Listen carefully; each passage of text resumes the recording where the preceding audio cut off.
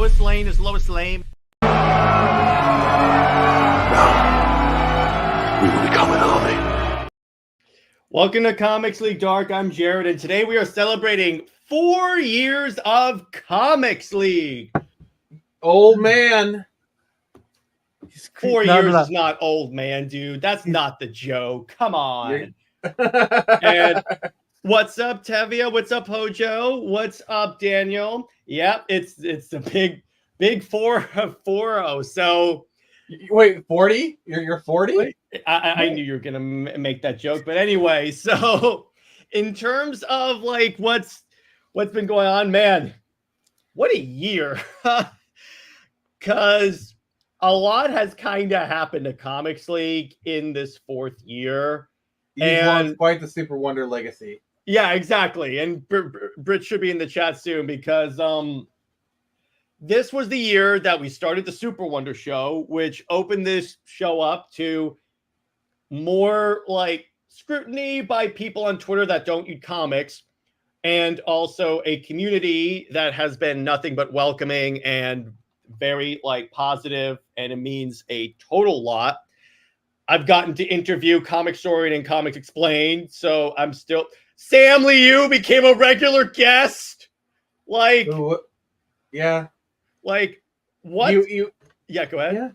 Yeah. Well, sorry, go ahead. Yeah, I was interrupting you. Yeah, it's like the channel really like grew in this thing. And let's not forget, we freaking hit 1K. Fully monetized.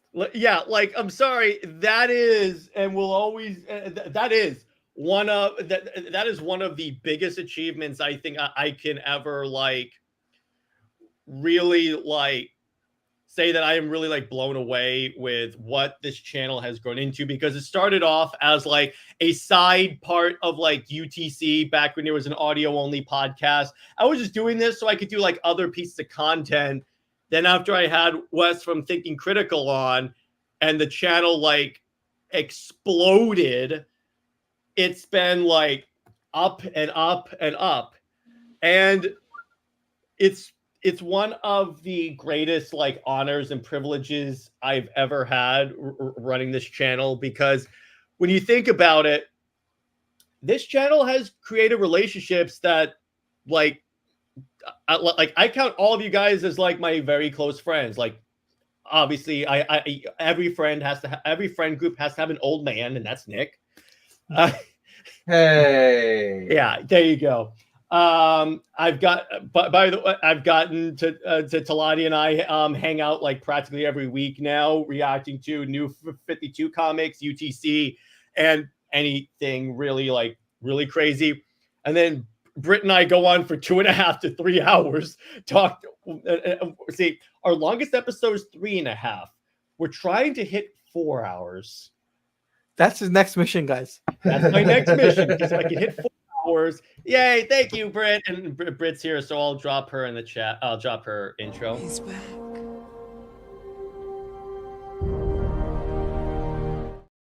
So our mission is to hit 4 hours, so I could say one of my episodes was officially Snyder cut length.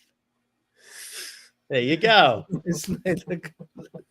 Yep, that is my plan, and it's really been really nuts. Now, I'm going to say my favorite Comics League moment has to probably... Actually, I have a couple. Number one, Comic Storian. And these are in no particular order. These are just the top 5 to come to my mind. Sam Liu commenting on my stream and about the Doom that came to Gotham and agreeing to come on the show. So that was pretty freaking huge. And now he's like a regular guest of the show. Comics Explained, obviously.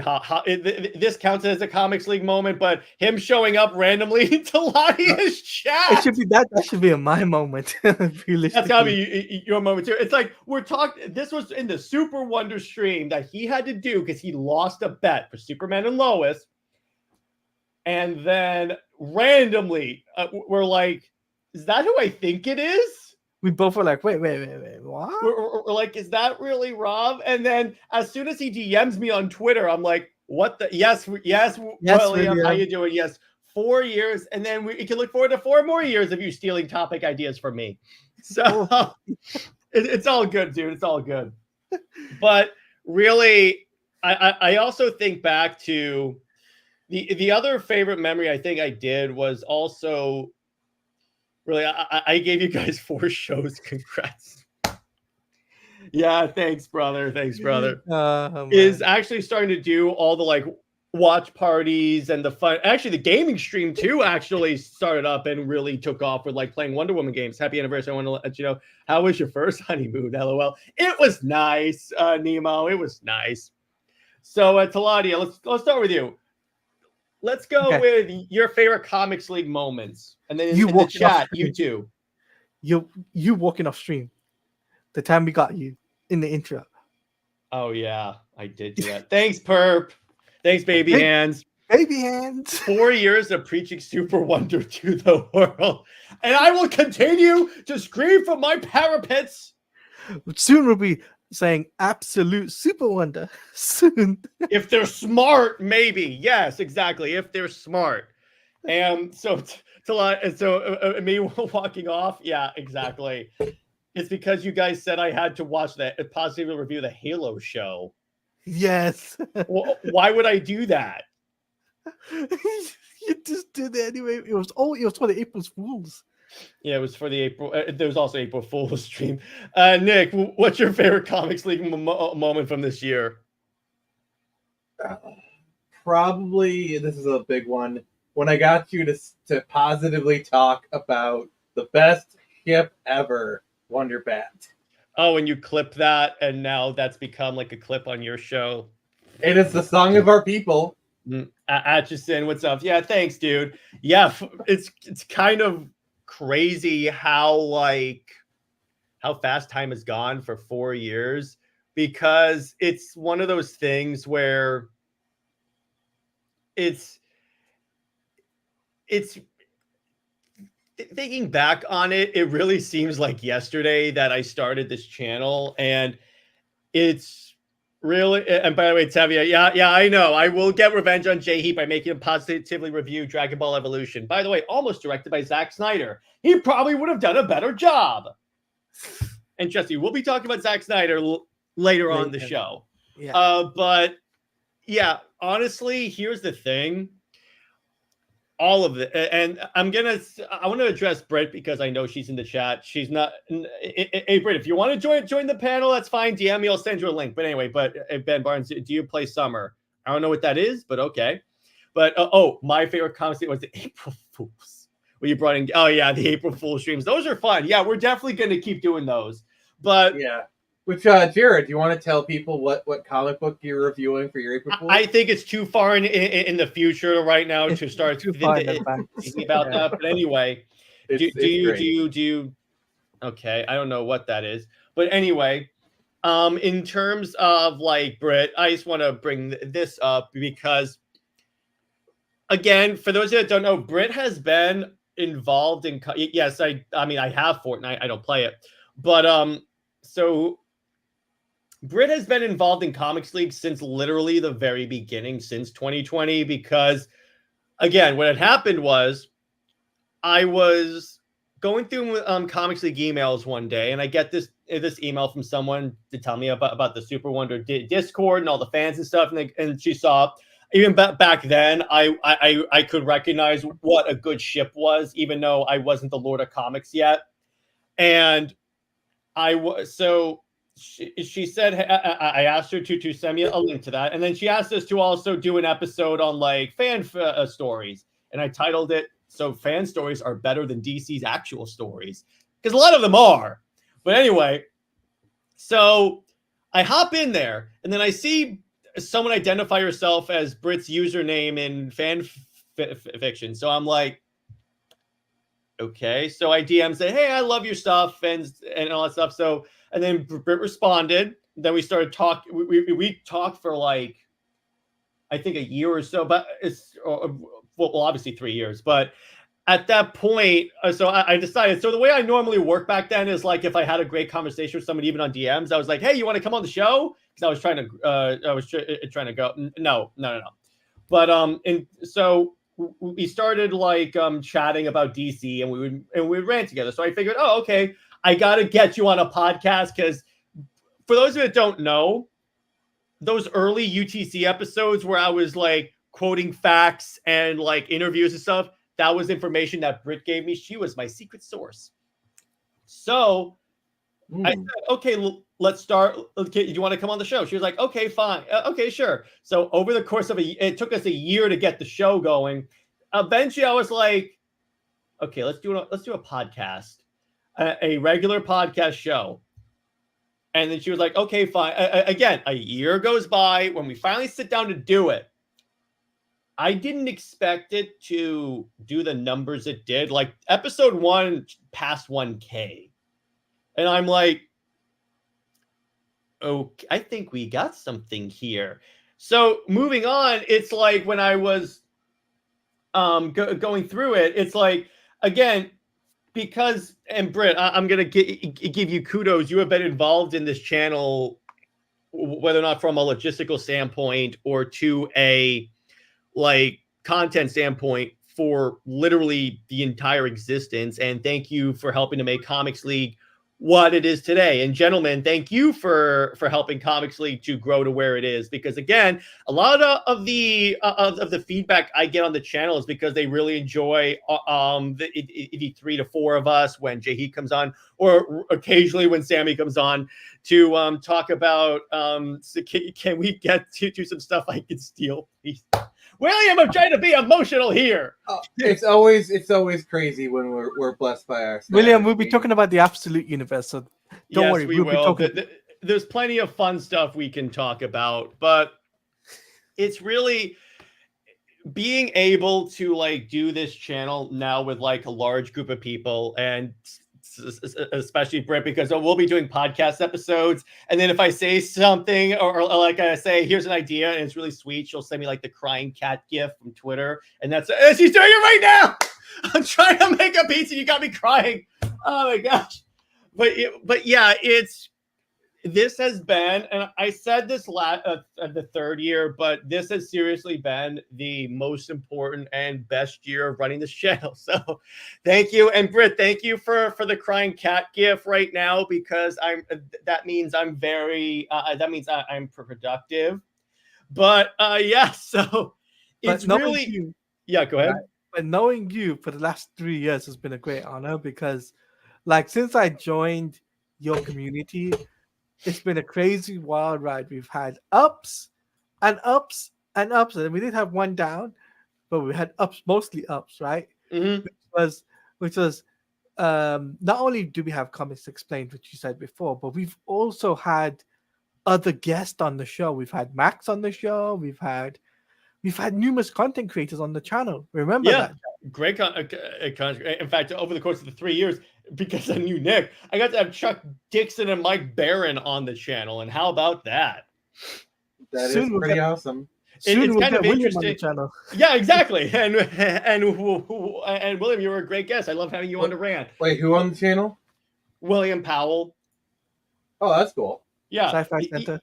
Yeah, he was on. I think you were briefly on that episode. But anyway, so what's kind of cool is that recently I was reading through because I got a trade of the Thrawn trilogy from Star Wars, and when I saw it was written by Mike Barron, I'm like, oh, I know him. Sweet. Right, I will be getting him on soon. But anyway, so why do you want to punish yourself? I know. Before we get to like other topics or just talk about it in the chat, actually, you know what? In the chat. Why don't you bring up what this year of Comics League has meant to you while I bring this up? So now, while they type that out, I'm going to bring up what we're going to do for Comics League this year. Starting, this coming year. Starting in 2025, I'm starting then so I can have time to set it up. We'll be doing a monthly comic book club where essentially what I do for members is I'll send out a list of like 5 books that we can cover. You guys will vote on the books, and then we'll cover those. And then maybe occasionally I'll get the Comics League University set up where basically we explain complicated concepts. William's gonna steal all my ideas. It's all good, brother. It's all good.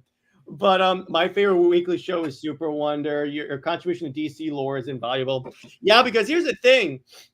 Here's a trick for all you that do YouTube. One of the things they tell you is in your little corner, find a niche that's not being serviced and do that. So what I did is that when I looked at Super One, it's going to be great for us. Yeah, thanks, Will. At least credit me. Anyway, when I was looking at the analytics, I noticed that Snyderverse content, like detailing the universe, what comics was based on, such, and Superman, Wonder Woman content did fantastically for me. So obviously, I was like, okay, I'm going to do that. When the show started, and by the way, so the funny part about the show is that people outside the circle now is aware of the show. Like, according to some people close to me, apparently I'm a voice for the Superman Wonder Woman fandom now. So I'm like, that put pressure on me, but I'll take it. Wait, what? It's interesting. And the essential tenet of the show that Britt and I did is here's why. Because there's not a lot of podcasts that deal with not just Superman and Wonder Woman as a couple, but Superman and Wonder Woman as characters, like just them. So just wait, you are so close to getting like some random celebrity doing a Superman thing. Like, oh yeah, I love watching Super Wonder Legacy. It's one of my favorite podcasts. Yeah, exactly. That's definitely new. So, particularly Wonder Woman. So that's why Britt and I do episodes where we don't even talk about the couple. We just talk about them as characters because they're great characters. Super Wonder, as it relates to the title of the show, is shorthand because I cover Superman and Wonder Woman. And the legacy part is a dig at James Gunn. The Superman Legacy, because that was the title of it. And I'm like, haha, I am reclaiming this title of the thing. But it's been really, really incredible, and thank you all for all of the support that you guys have given this channel. And you want to know the effect you've had, Jared? What? You want to know the effect you've had? Okay, go ahead. So your Superman Wonder Woman Legacy show got so popular that Warner Brothers showed it to James Gunn, so he changed the name of the movie. Hey, what's up, Carlos? How you doing, dude? What's yeah, up, thanks, man. There are several Batman podcasts, so seeing Superman. Yeah, exactly. Batman gets everything, so at least Wonder Woman has to have something. So I'm like, yeah, go ahead. By the way, Carlos is also a Superman fan, just to let you know that as well. Carlos, we'd love to have you on the channel sometime. But anyway, it's like, and I think, correct me if I'm wrong, but I think this was also the year I had Sil on the channel. Yes, I think so. Yeah, that was a great interview. I love hanging out with Sil. And we'll be doing more work with Sil in the future for sure. But so again, all the views, all the nice comments, I read them all, even though I get behind on them, but I do read them all. And it really means a lot, particularly for like Britt and I, because we encounter a lot of toxicity on the internet, being Superman and Wonder Woman fans that also hate Lois Lane. It's basic. Yes. Thank you. If you're a Superman fan, see, here's the thing. A large portion of the Twitter community for Superman is kind of culty. And we know this as Snyder fans and as Super Wonder fans, because here's the thing. If you deviate from Superman lore in any way, like Nick, if they tell you, it says Taladia, your voice and accent should be ASMR if you were a Sheik, but you're not. So yeah. But wait, what?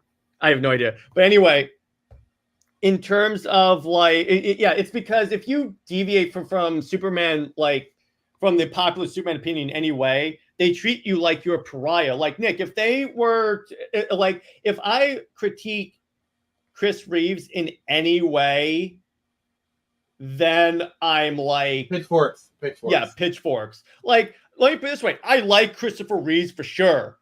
I just prefer Henry Cavill because he was the Superman that was in the movies when I got into that. And I'm the opposite. Yeah. Christopher Reeve is my preferred. I do like Henry Cavill, but Christopher Reeve is my preferred, and that's fine. We're allowed to think differently.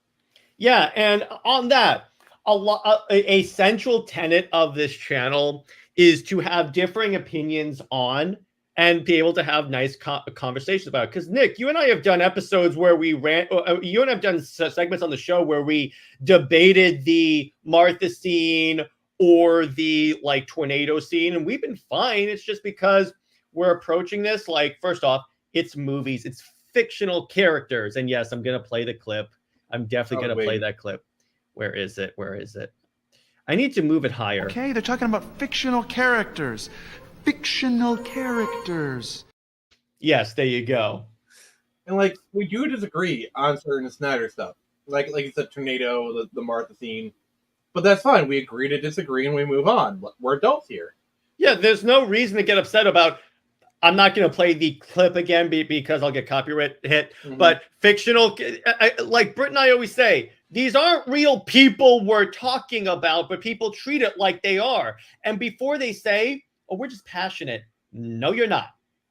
No, you're not. Because you can be passionate and still agree to disagree. Nick, you and I are very passionate about our positions on those two issues with Snyder.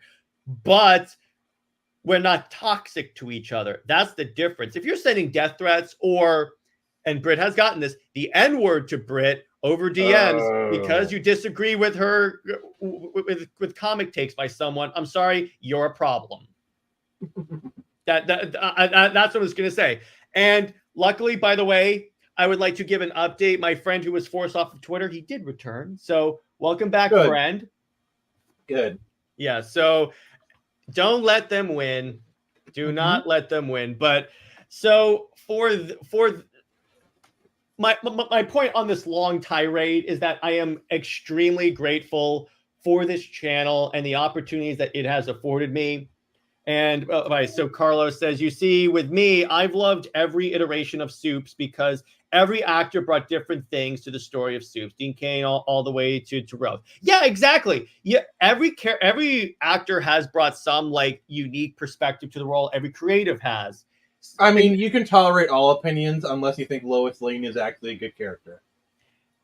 But that's an objective fact. That's not an opinion. So that would work if that were an opinion. It's not. By the way, we're joking. If you're a Lois fan and you can be fair, you're welcome at the table. Let me clarify something. I like movie and TV Lois. Loathe with the burning power of 1,000 white dwarf stars comics Lois. Particularly them giving her powers, because I find that to be very lazy and stupid. So you mean very lame? It's very lame. So basically, you're saying also Superman, when Lois gets powers, you didn't like? Yeah. Oh, yeah. I hate that. It's really stupid because if her whole argument was New 52 Lois is what Rebirth Lois would be. Yeah, she was her own character. Which reminds me, we need to review All-Star Superman on my channel. Yep, I'm just like I've been getting backlash about liking crypto. Yeah, because here's the thing in terms of the crypto from the show, there are people critiquing it, even like not Snyder fans, that are saying it's the wrong breed of dog, and I'm like, he's been many different breeds throughout the interpretation. Just stop. Yeah, it's just such a stupid thing to argue about. Yeah, this is what the market. I'm taking James Gunn's side on this one. Who cares? If it's the character, as long as the character is treated with respect, who cares what breed it is? And the thing is, like, for this type of Superman, crypto fits perfectly within the tone of this version of Superman. So right. I really am with you with it. I gotta say something, right? William, you can take this as a topic. Yeah. See, here's the thing. To Nick's point, yeah, that's why when he announced crypto, I was like, okay, fine. That works as the version of that works for this version of Superman. Obviously, obviously, if it were like with the Snyderverse, they would have him as like more of like a dire wolf. Which, by the way, that's my preferred version of crypto. I'm fine with him just being a dog because I've read a wide selection of comics. He's been different he's been different breeds, or at least depicted as different breeds. Because yeah, as Carlos says, it's an alien. Yeah, what's up free content? My version of crypto is a white lab. Yeah, and mine is a dire wolf, and that's fine. And both of our opinions are valid. And mine is from Crypto the Superdog cartoon show. Okay, or in the Dwayne The Rock Johnson movie. But and by the way, it's like even if you say you don't like the trunks, and I'm like, I don't like it because it looks freaking moronic. But it depends on what the way the artist draws it. Because if they just draw it as a coloration, that's fine. But they leave gaps in the leg that make it look like he's just wearing trunks over his pants. And I'm like, No. sorry, that's dumb. Get it right. It's diapers. It's diapers. It's granny pants. I wouldn't go that far. No, it depends on the artist, Nick, because there have been some people that draw it and it looks like a diaper. Kind of like okay. It's a super diaper. Fun. I showed my mom a picture of the Superman suit. You know what she said? Why is Superman in a diaper?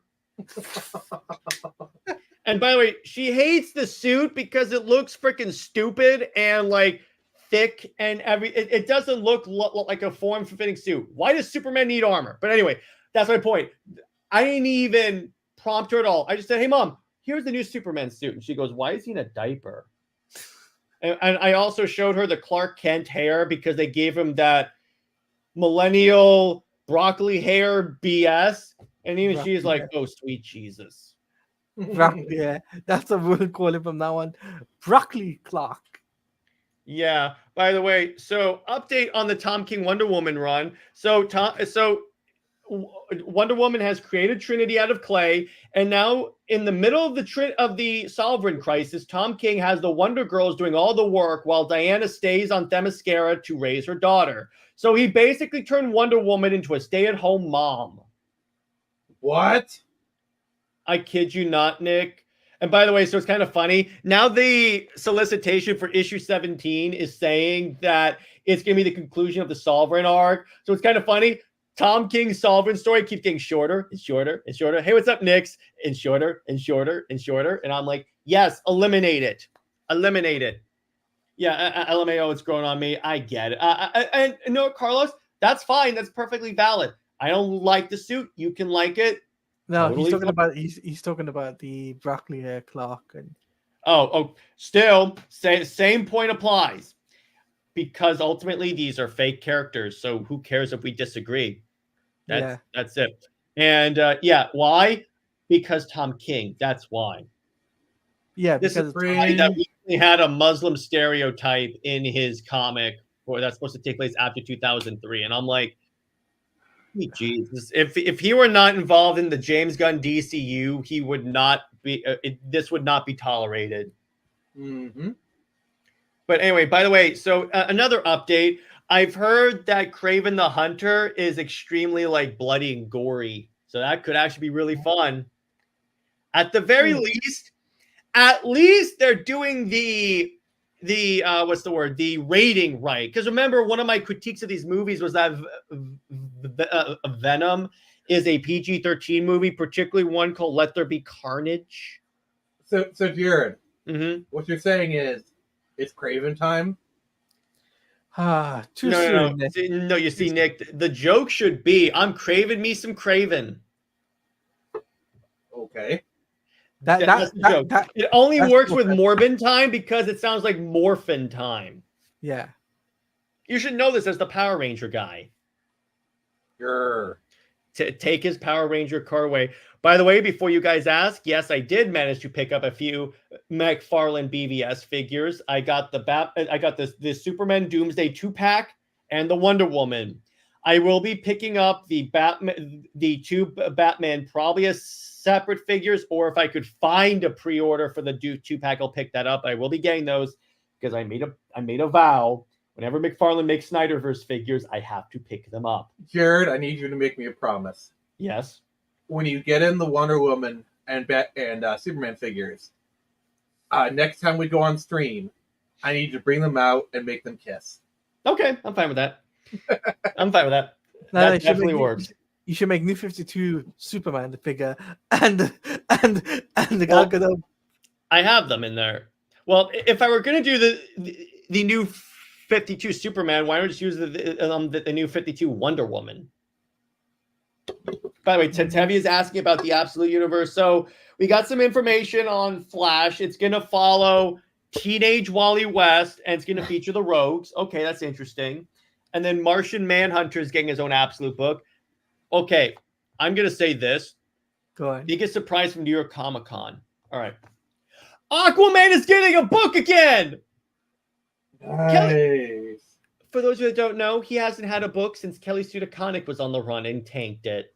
Well, the thing is, if you didn't like her comics, they didn't buy her book. I mean, if you didn't like her politics, don't buy her book. You forgot one That major too. thing, Jared. Yeah. Absolute bat tank. Yeah, all right. We'll talk about that because Taladia put in our group chat. So apparently Absolute Batman has a tank. And here's the funny part about it. It's a black which tank. DC is it in? It's in comic. Sorry? It's in here it is.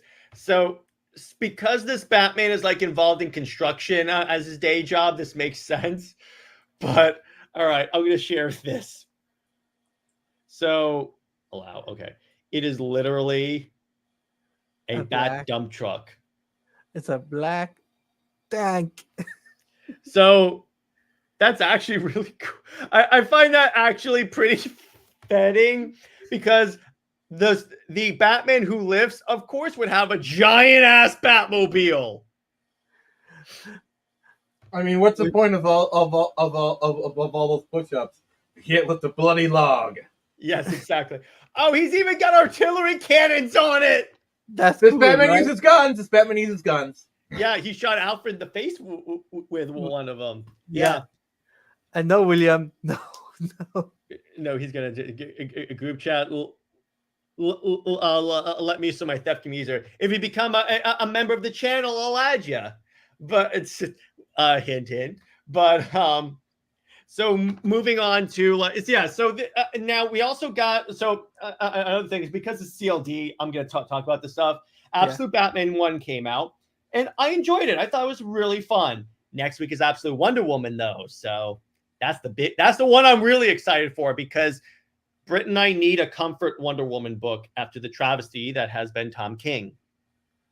And I think after the previews I've seen, Jared, you're in for a big so happiness. Looks so good. And so does Absolute Superman also looks really fun. Apparently Lois Lane is in the army in this book. And I'm like, can she like go AWOL and then get arrested? That'd be nice.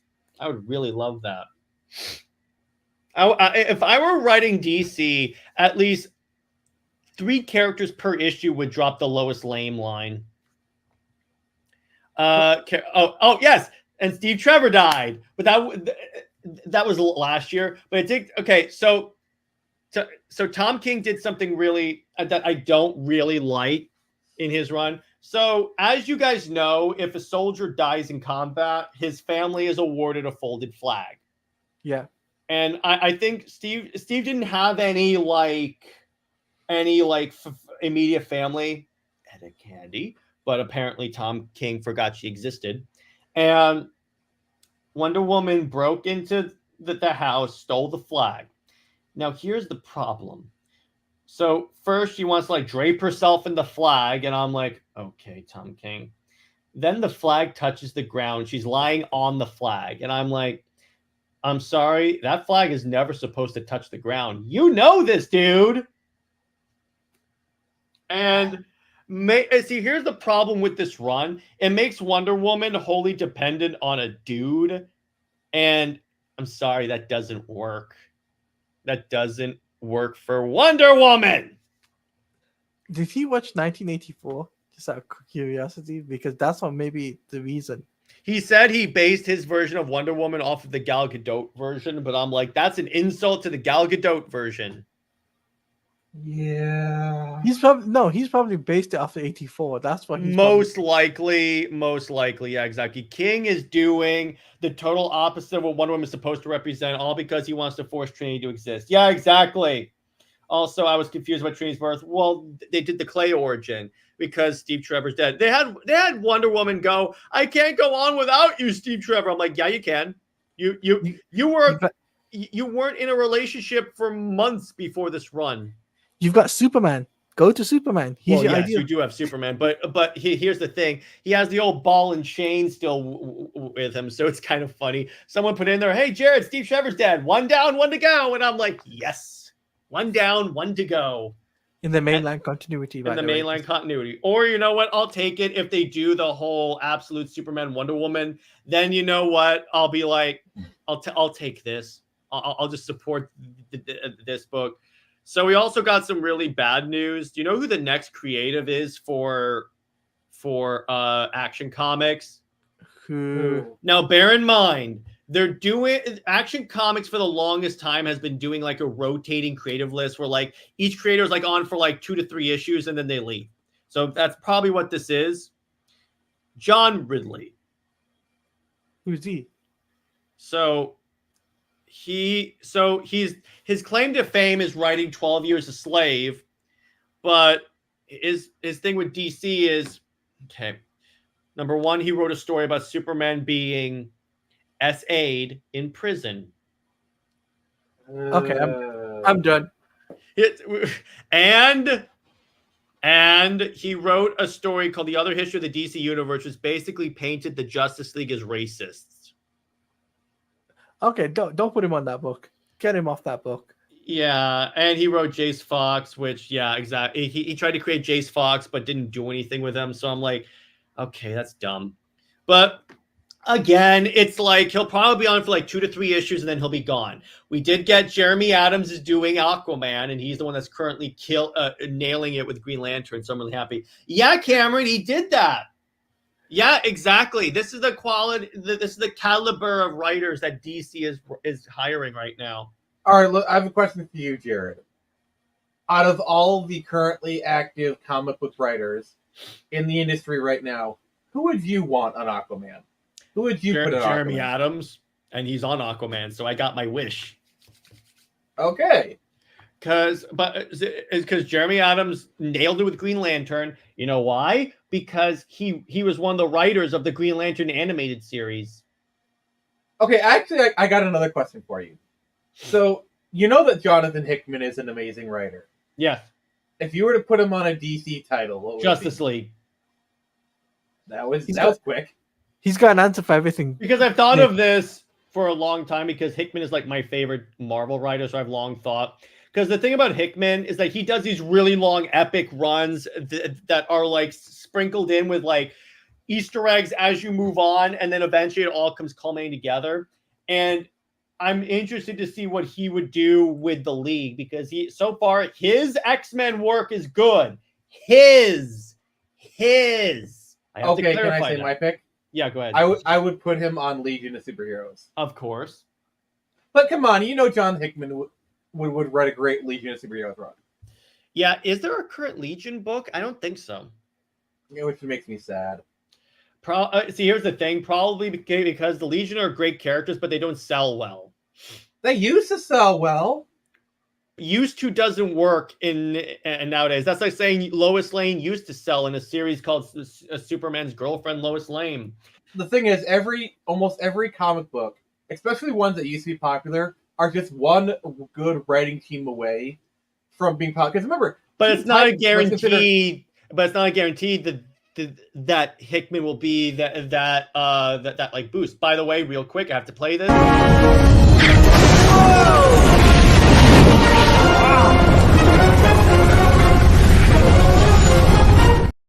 We got the boys. Flame on. How's everybody doing tonight? How you doing, JJheat? What's up, Master? Hello there. How you doing? So, JJheat, 4 years of Comics League. How about that? We've come a long way, I can assure you. Yes, we have. So, actually, JJheat, let me ask you this: if Jonathan Hickman came to DC, what book would you want him to write? Prime Hickman or current Hickman? That's a good question too, because Hickman has. Yeah, current Hickman is writing Ultimate Superman. So, aren't they one and the same? Ultimate Superman. Wait, Ultimate Spider-Man. Old man. You misheard me, brother. No, you said Superman. Oh, brother. All right, Macho Man Randy Savage. Oh yeah. Savage do a Super Wonder. All right, so JJheat, go ahead. So let's do both. Okay, if I had to go with Prime Hickman, probably either Teen Titans or Justice League, because yes. Yeah. Now, he could be a good writer for Batman.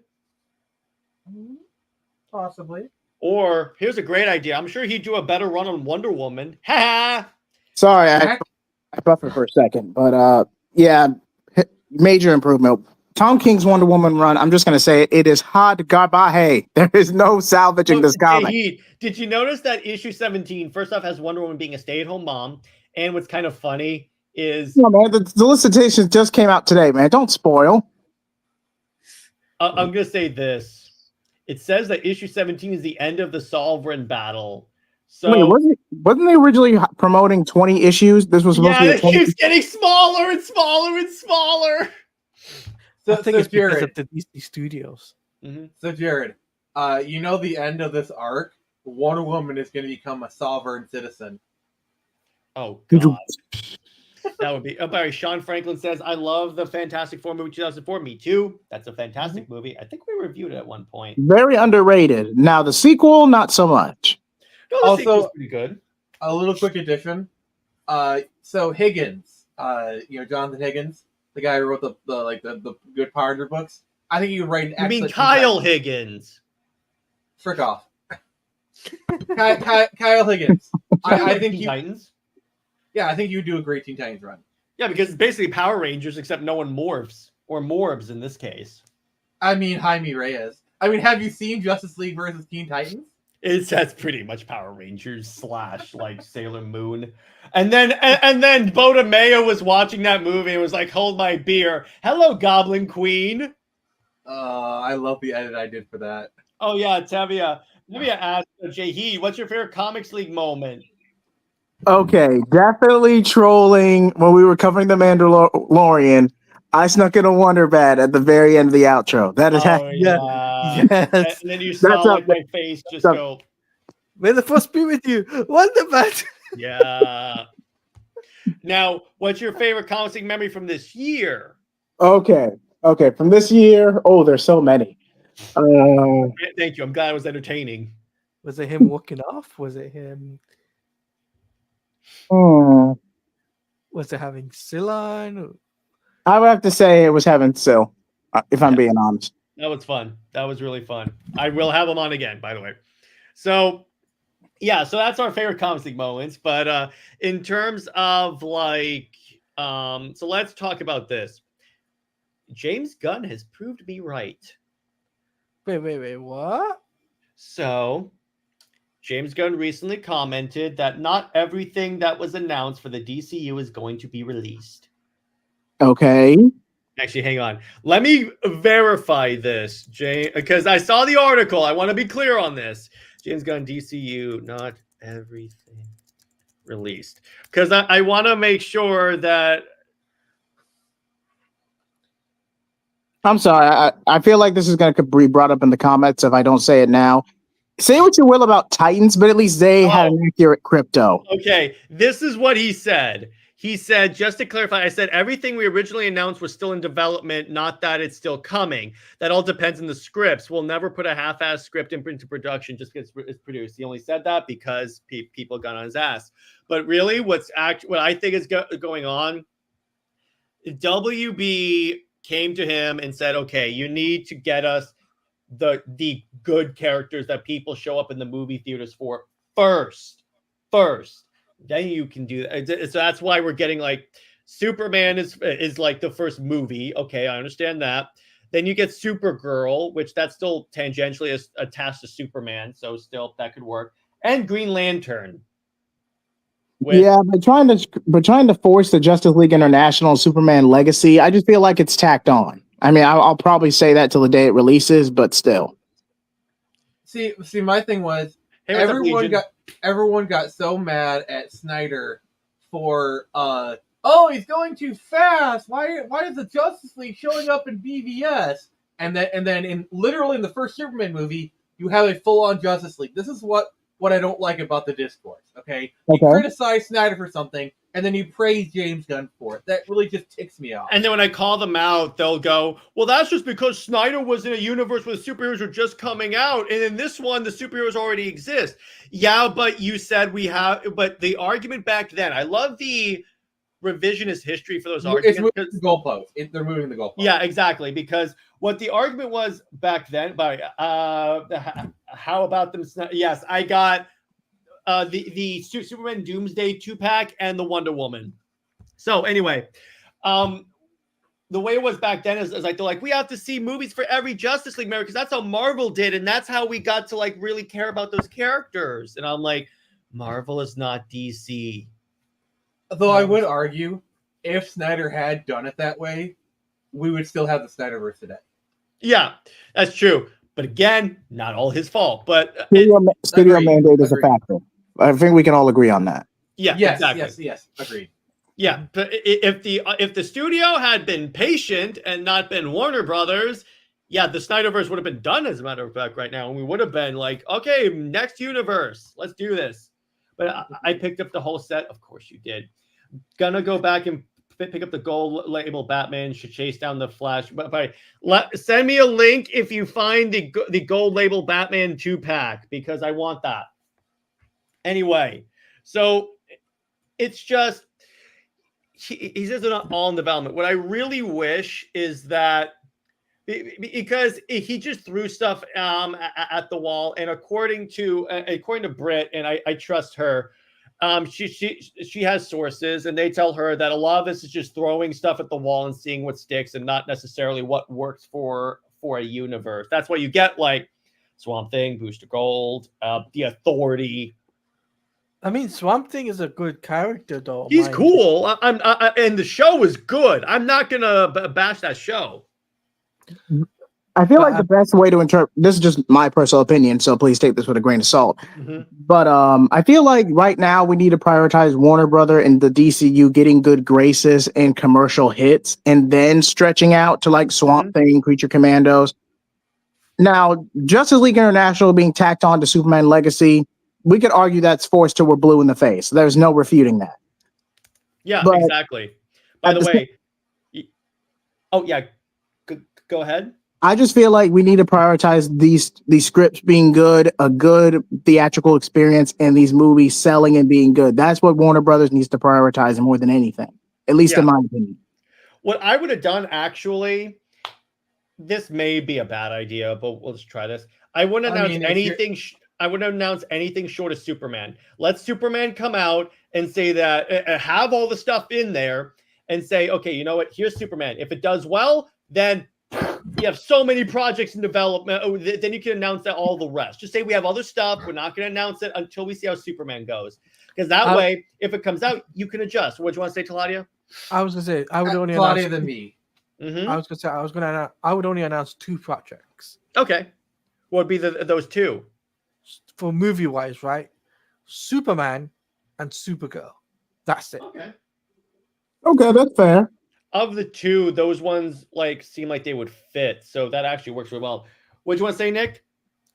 I mean, the way that I would do it is just do a Superman movie, do a good one, then save the Justice League for a post-credit scene.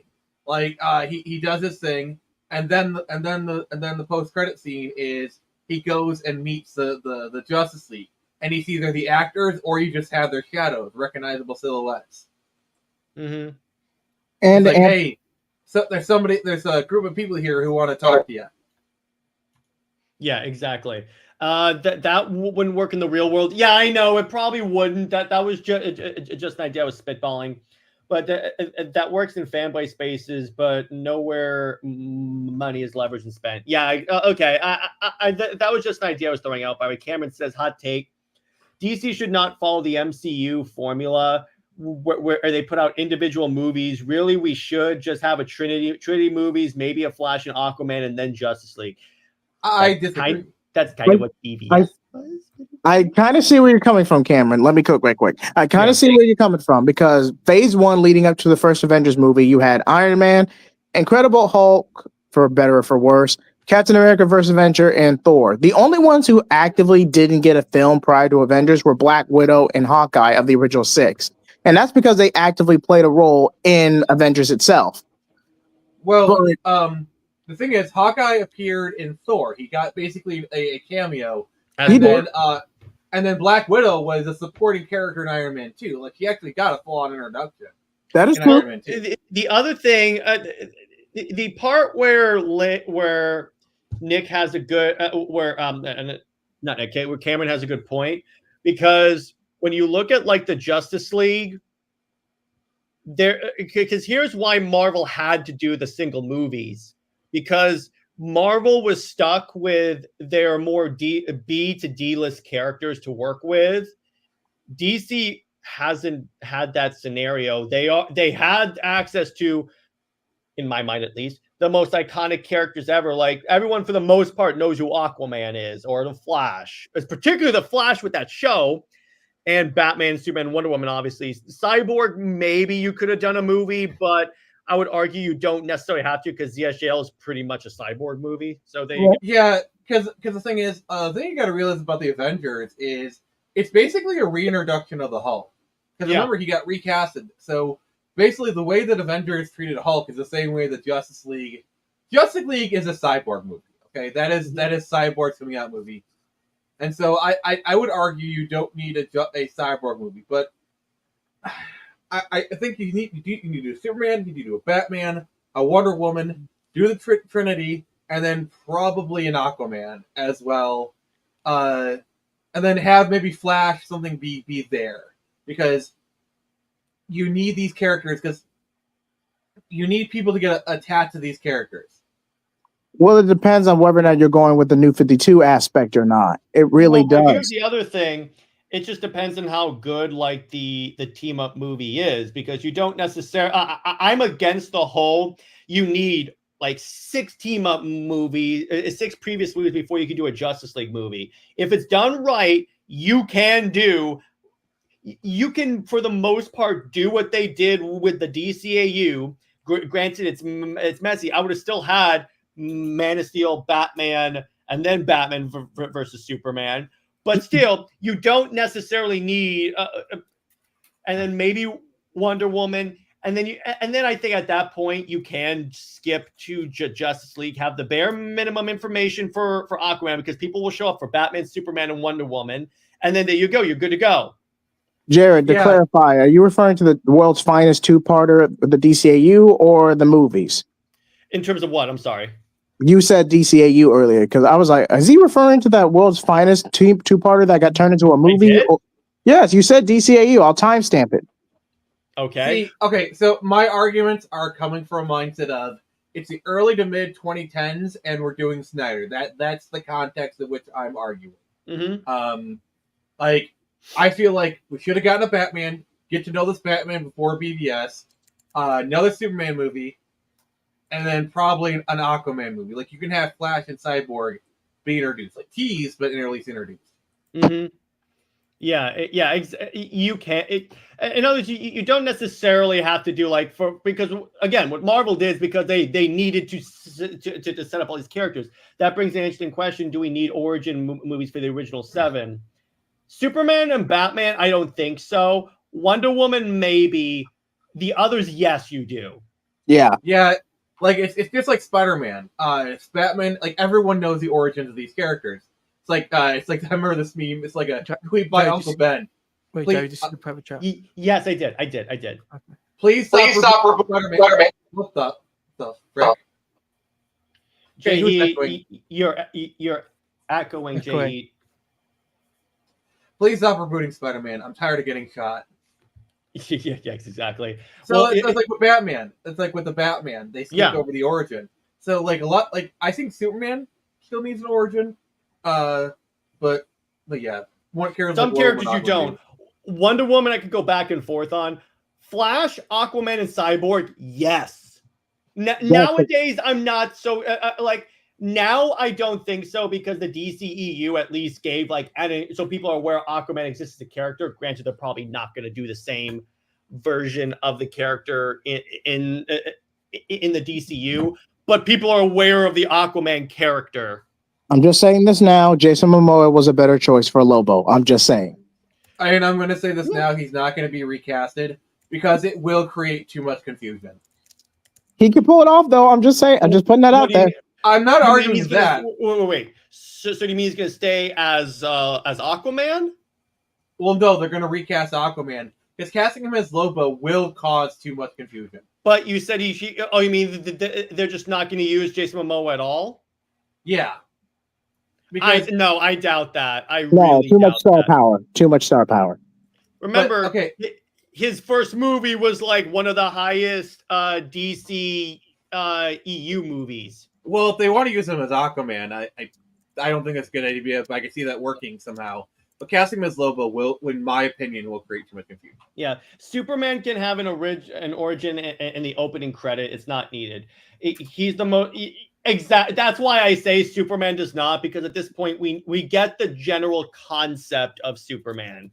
See, my thing is, I think a lot of Superman movies spend too much time on the origin, and this is also a critique on Man of Steel. Like the Reeves movie did this. They basically spend like half an hour, 45 minutes. Just getting to the frickin' cape, where it could be a lot, like 20 minutes. Tops. Mm-hmm. Yeah, exactly. It's that's the point there. It can cast Patrick Wilson as Aquaman if they want to confuse people. but anyway, so joining us for this discussion is William from the Sci-Fi Center. How you doing, bro? What's up? I'm here to steal your stuff. Not seriously. Happy 4th anniversary. Thank you, dude. Listen, this whole discussion about they should have done separate movies building up to the DCU is just makes me want to rip my ears off and throw them at whoever says that. Oh, okay. Spit and fire, sir. So they don't need a no, you don't. Movies, what you're telling me. Thank you. What he did, the right order was taken in 2013, 2017. The mistake was being pussies and letting up and not finishing what you started. That was the mistake. The mistake wasn't going into BVS. You can argue that hitting Doomsday in there was a mistake, but even that doesn't kill that movie. It's still one of the upper tier movies, superhero movies that's been made. But that wasn't a mistake. You got to realize that Marvel worked with what they had.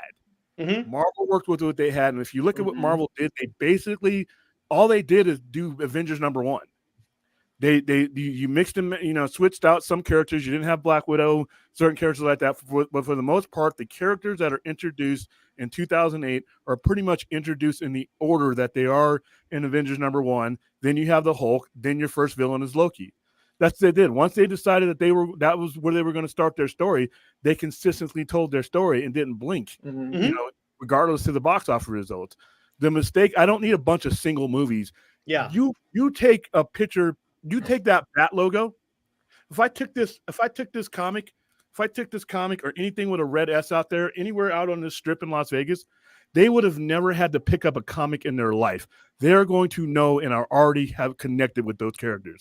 So I don't need to spend 5 million minutes connecting with characters that have been around since World War II. Connection. I disagree, sir. BVS, the Batman in BVS was incredibly rushed. Like he needed. It doesn't matter. It's the Batman. It's Batman. Period. End of story. It's Batman. I disagree. You can have them look at Superman. Superman is literally the most iconic character, arguably in the world. So is Batman. All of his. No, I'm strictly talking Superman right now. All of his movies struggle. Superman has outside of Reeves. All of his movies have struggled. It's let him finish. Outside of Superman 1 and Superman 1 and 2, all of his movies has either underperformed or struggled, and that includes Man of Steel. Okay, no offense, that's bullshit. Here's why: Man of Steel made $678 million. That's coming off of it. Now, if that's underperforming, that means you have fucking morons that are setting the bar. Yeah, that doesn't mean it underperformed. That's like saying BVS underperformed. It only underperforms if you have fucking morons doing the math.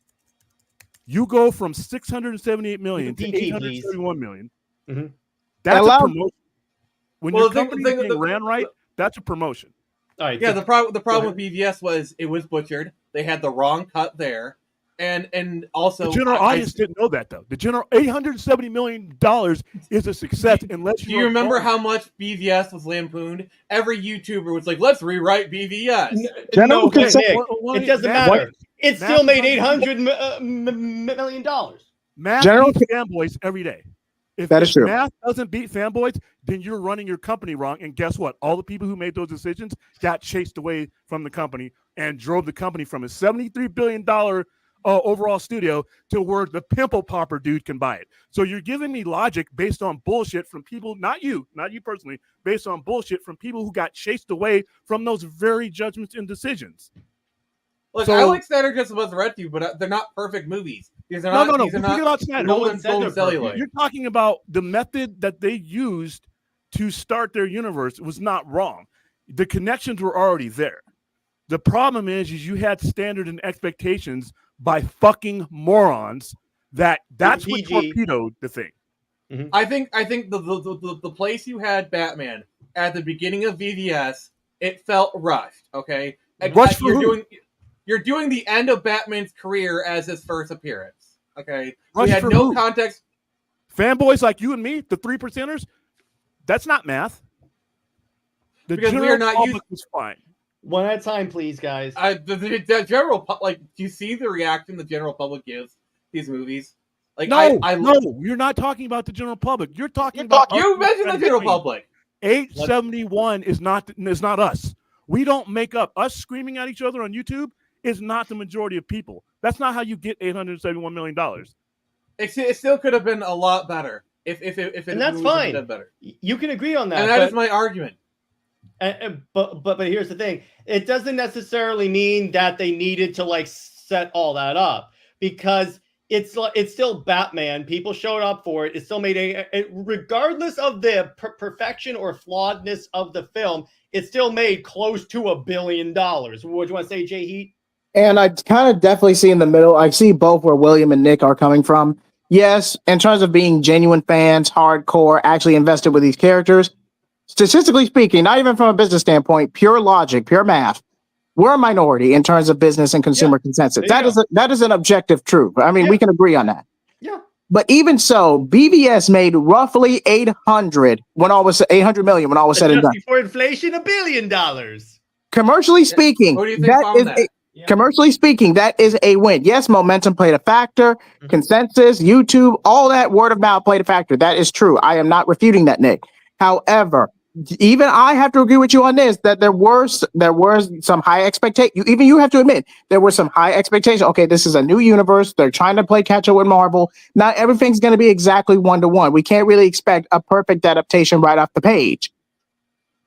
So from a consensus standpoint, yes, it was rushed. Yes, it was structurally a mess, especially if you're factoring BVS compared to the Ultimate Edition, where an entire 30 minutes of subplot and actual storytelling was scrapped for time consensus.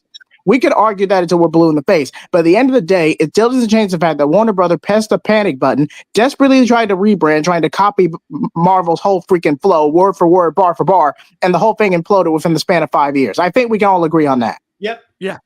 I can agree with that. And their expectation, anybody, I said this at the time, if you have people within your company that were setting billion-dollar expectations for BVS, you should have dismissed them then. You should not have had it. They eventually all got chased anyway.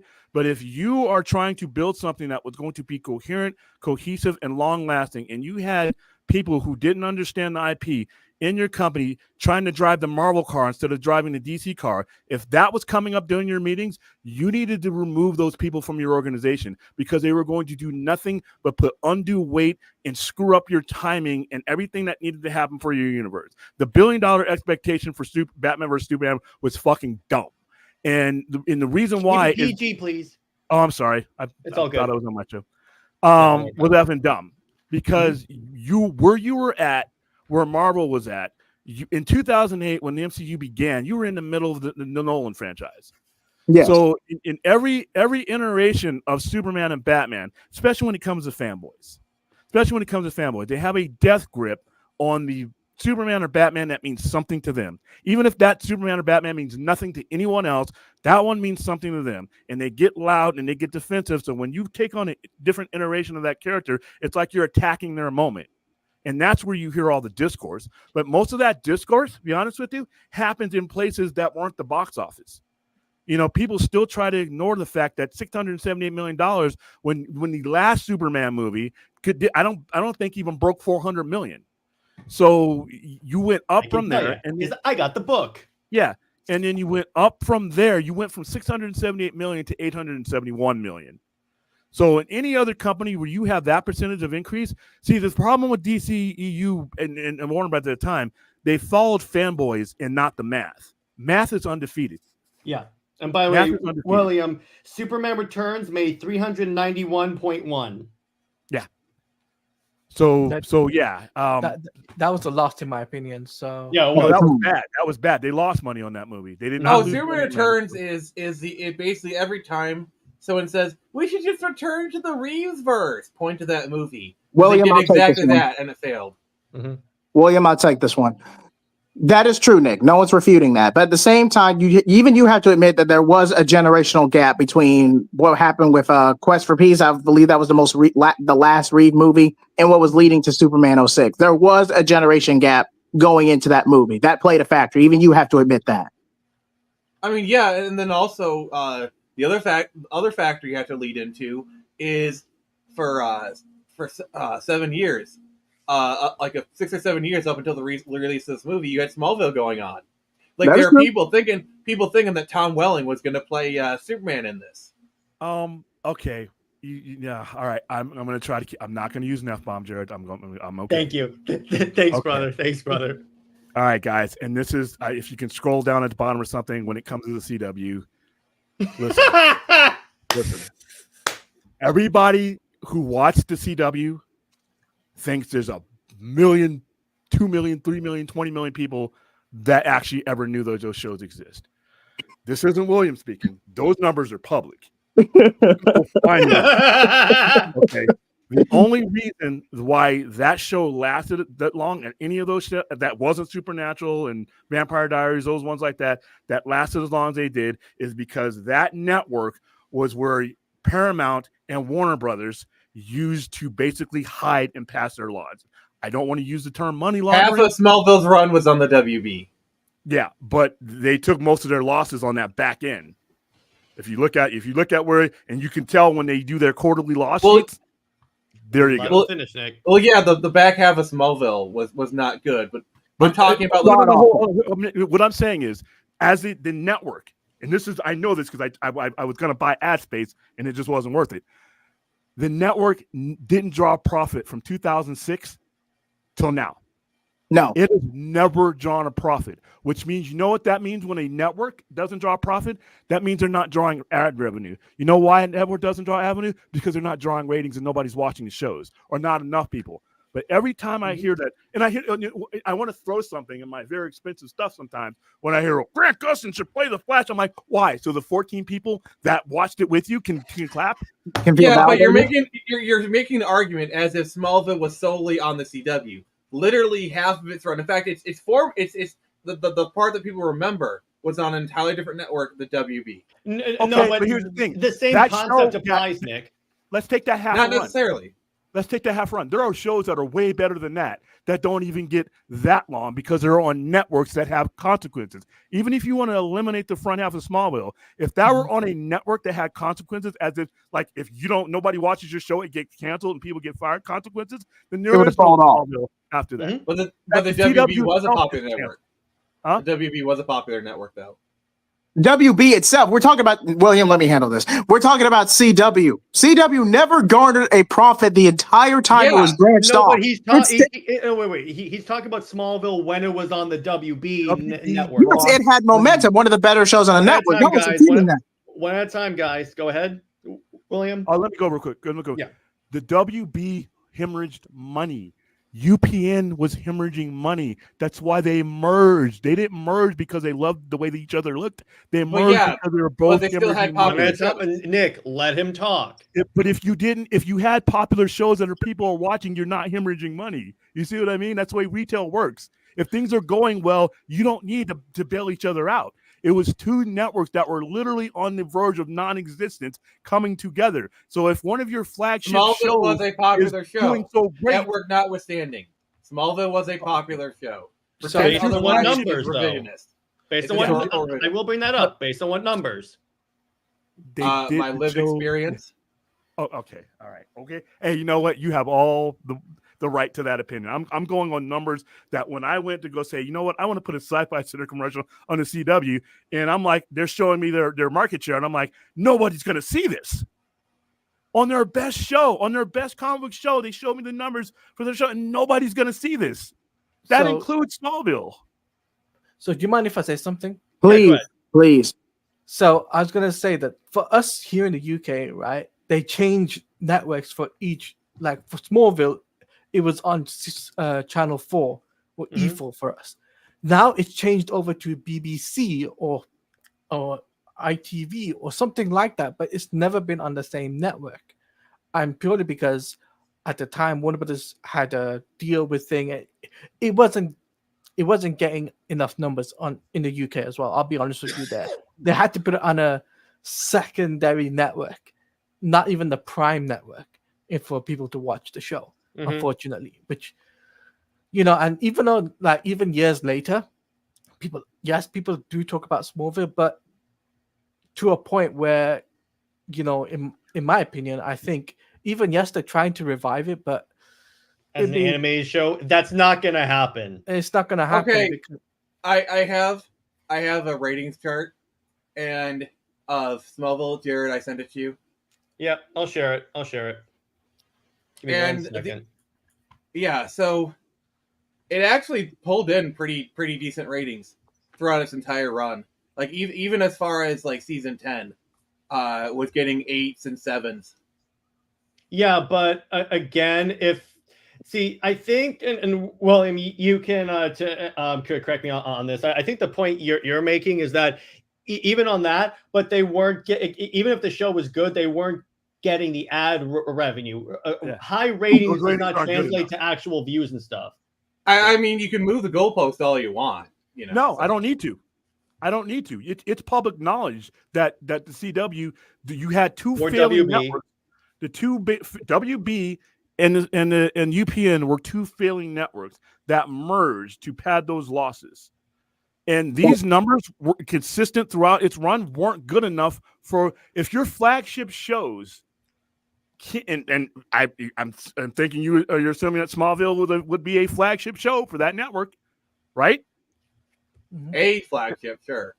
If you're one of your flagship shows can't draw enough ratings to draw ad revenue, because at 8 and a 9 consistently as many episodes and in many years, you look at some of those, there's some of those dip. And you also had the Flash in there that lasted way too long that nobody was watching. Yes, it did. It did. But, definitely. This isn't great. This isn't great. If I have money in my pocket and I want to put my product somewhere where somebody's going to see it, I wouldn't put it on this show. And this would be my demographic. All right, Nick, your response? For this network, these are great ratings. A show does not do 10 seasons if it's a failure. I just told you, when there's no consequences, you can do 25 seasons. When there's no, hey, if your show doesn't draw this, or if your network of shows doesn't draw this, then you guys are fired. No, when they're basically padding their losses, saying, oh, you know what? What do you mean we made a profit here at Paramount and made a profit here at one? No, we didn't. Look at this channel. Look, we lost money there. There you go. Write that off. Smallville is a very popular show. That is an objective fact. What? So Smallville is a what? Smallville is a very popular show, especially for people of my age range. And not popular enough is what William is saying. It can be popular, but it's not popular enough. Yeah, I mean, you in a lot. And I'll give the Smallville has legs long after it's off the air. But like I said, if you're going to charge me for a commercial, I'm not. No, my original point was it had an effect on the movie with Brandon Ralph. That was my original point until we got so far in the weeds. Yeah. Okay, that's not good because that movie tanked. Yeah. Yeah. I mean, for multiple reasons. Like I think it was either Jared or JJheat that said the generational gap. Yes, that was me. That was me. Okay, JJheat gets that. Yes, generational gap did affect it. But the problem is, Superman is a hard character to do on screen. That has been proven time and time again. That is true. That's a fair point. By lazy creatives, but okay, I'm going off of that. I mean, you even have the best creatives. like the only times he's been successful, Reeves, Cavill, and Hecklin. Those are the only times. Well, that's the majority of people who play. That's the majority of the times he's been like the character, so he's not that that hard to adapt in that case. I was trying not to do TV versions. No, but there's also animated versions. Those count. He's been adapted a ton of times. Well, here's the thing about what makes Superman so hard. This is why I think Batman. I think Batman should always be introduced to any DC universe as soon as you can get him out there. The Bat has to come out, and here's why. Superman is hard because, like I said this on our show and other shows, Superman as a world and a country is who we aspire to be, who we wish we could be. Batman is who we are. And when you make a character as relatable like that, Batman is the hurt, anger, and rage that a lot of us have that we cannot let out. And when we go, we can filter that through Batman. Superman is an idea that is remote for a lot of people. He's an idea of what we could be, what we should have been, what we probably can be, and an aspiration, but it's an abstract. Batman is real. Hate is real. Violence is real. Conflict is real. And Batman is all of that in one. So when you put Batman on any medium, every man, woman, and child pretty much can relate to that. Even if they're not dark and, and sinister or anything, everybody has that. I wish I could slap the crap out of this guy, at my job or at my neighbor, all that. Everybody has that conflict with them. Whereas Superman, like I said, and it all depends on what kind of world you're living in, too. Superman is hard to adjust from 1938 till now. Look what was going on in 1938 when he was created, and look what's going on now. The world has changed and in some way rotated away from that idea. That's not the case. You're always going to have the hallmarks that make Batman relatable to a reader or a viewer. You're always going to have those. Batman is definitely a more malleable character. Like, it's a lot easier to go from Adam West to Tim Burton. Like, it's those are because they're relatively the same dude. One may be more murderous, but there's like they all have the same concept because it's a dude. So do you mind if I? Yeah, and the other thing you gotta Taladia, go ahead. Yeah, I was going to say the thing is with Batman. Batman became more popular from the 80s onwards, right? And that's purely because of what they were doing in the comics. And William can testify for this. When Frank Miller came in and changed the game basically, right, for Batman, right? And fact is, let him finish. Nick, let Taladia finish. When he came in, things changed the game basically, and people started to see Batman as a more of a pop. It became a popularity contest between Superman and Batman back in the day. But then Batman became more and more popular. You started to see kids wanting toys and all of that stuff through the 90s as well.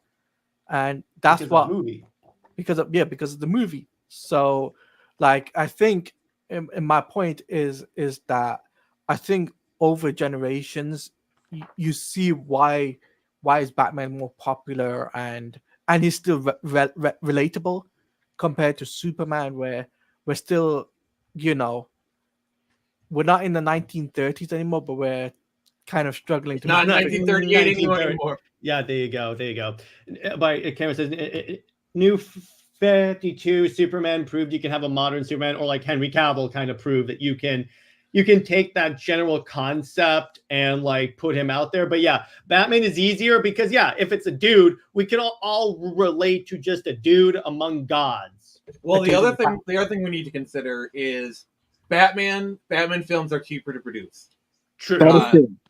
Because a Superman film, you have to put him in a harness. There's a lot of special effects involved with making a Superman film. Like, that's why the DCAU Superman cartoon worked. Because it was a cartoon. You could do a lot of cool stuff with Superman.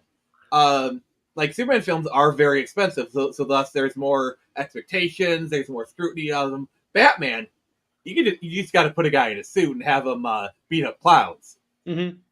Well, you could actually go to two, because when your baseline for a Batman movie in the modern era. So let's talk from 2000 till now. Soon as if it's got a bat on it, it's $400 million. The only movie I think that struggled that was the first Nolan film, but that was once it took off, it took off. Mm-hmm. But if you put Batman in a movie right now, Brave and the Bold, I don't even know how it's going to come out. But that Batman brand name, that's $400 million right there. I guarantee you, I'll bet right now that Brave and the Bold is $400 million. Now, what it makes beyond that is going to be up to how good it is and how received it is. When it comes to the animated universe, here's another thing that's going to make you damn kids come after me. I know you all love it, but the risk reward when the money that you pull in from a movie, see, in Warner Brothers people don't realize that Warner Brothers has given up. They pull the plug and they're trying to plug it back in when it comes to animation, because since the 90s, animation doesn't make them any money. It loses them money. And that's why when they came in, when Coyote versus Acme, everybody was going to go after Zazoff with torches. How dare you get rid of me? First of all, the hell are you doing spending $70 million on a Wall-E Coyote movie? That person needed to be relieved of their duties right there on a division that has lost you money since the 90s. The only reason Warner Brothers kept animation is because they felt that they had to, because what's Warner Brothers about Bugs Bunny, all that. But the math never really, now that the company has shrunk and they're not as big a company and every dollar is felt, now you see what they're doing. You would have never licensed out the Cape Crusader to Amazon at a certain time. When people were still, putting money in the animation, whether they were making money out of it or not. But now when things get tighter, mergers and stock at $7, whatever, you can't put money into the type of animation that they were doing. It just doesn't draw. It just doesn't draw enough to where it's like, wow, let's spend. And animation, like I said, it's not as cheap anymore. It's not as expensive as making a motion picture. But once again, what you put out has to come back with a percentage, or it's not worth it. That's why I'm surprised that that it was such a big, that wasn't one of the things that Zazoff cut immediately. They've been, if you look at old articles, ever since 1992, analysts have been saying, why don't they sell off that division? Why don't they license out everything in that division? Because it doesn't draw. And you look at some of the stuff, like when they first came in, they were selling Crunchyroll. They were selling all their animation divisions or parting them out because they were every single one of them was losing money. Well, the thing with WB is they had a lot of redundant animation, like Crunchyroll, Brewster Tees, Cartoon Network. It was a lot of overlap, like people doing the same thing. Yeah, So, I can see that. JJheat wants to say something. Go on. Yeah, go ahead, JJheat. That may be true. I'm not refuting that, Nick. But when I get fan requested on my show, and William, I'd be honored to have you collab with me sometime on this topic. But when I get fan requested about animation, I always use the Young Justice revival as an example. Say what you will about HBO, DC Universe, HBO Max, how it got rebranded like 3 to 4 separate times, and the budget for that. But in 7 years since season 2 wrapped up, we have seen a complete overhaul in how animation is structured, how animation is commissioned, episode order, all of it. And the quality deficit or drop off shows in any sense of the word. Compare the action, the animation, the actual meat and potatoes, for lack of a better term, of seasons 1 and 2 of Young Justice compared to the revival with Outsiders and Phantoms. If you actually look at it from a commercial and logistical point of view, the comparison is night and day. Yeah. And it's like that's why you have a downgrade, a relative observable downgrade. And even Sam Liu said when he came on my show, he said they don't really care about animation. They just don't. That's why they give them a very small budget.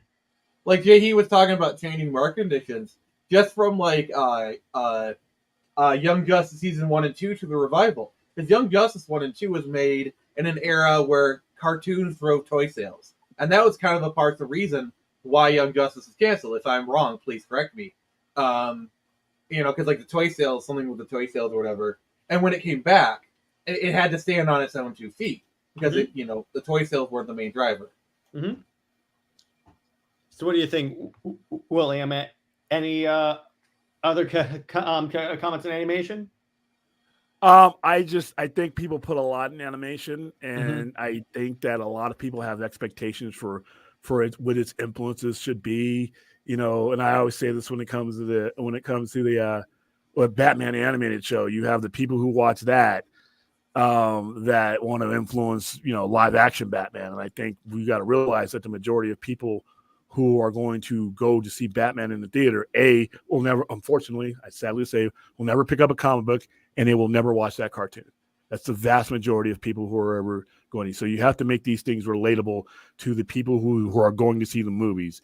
The IP is big enough to where even the people who will never pick up the pages will understand, and they know what it is. They know what Batman is. They know what Superman is.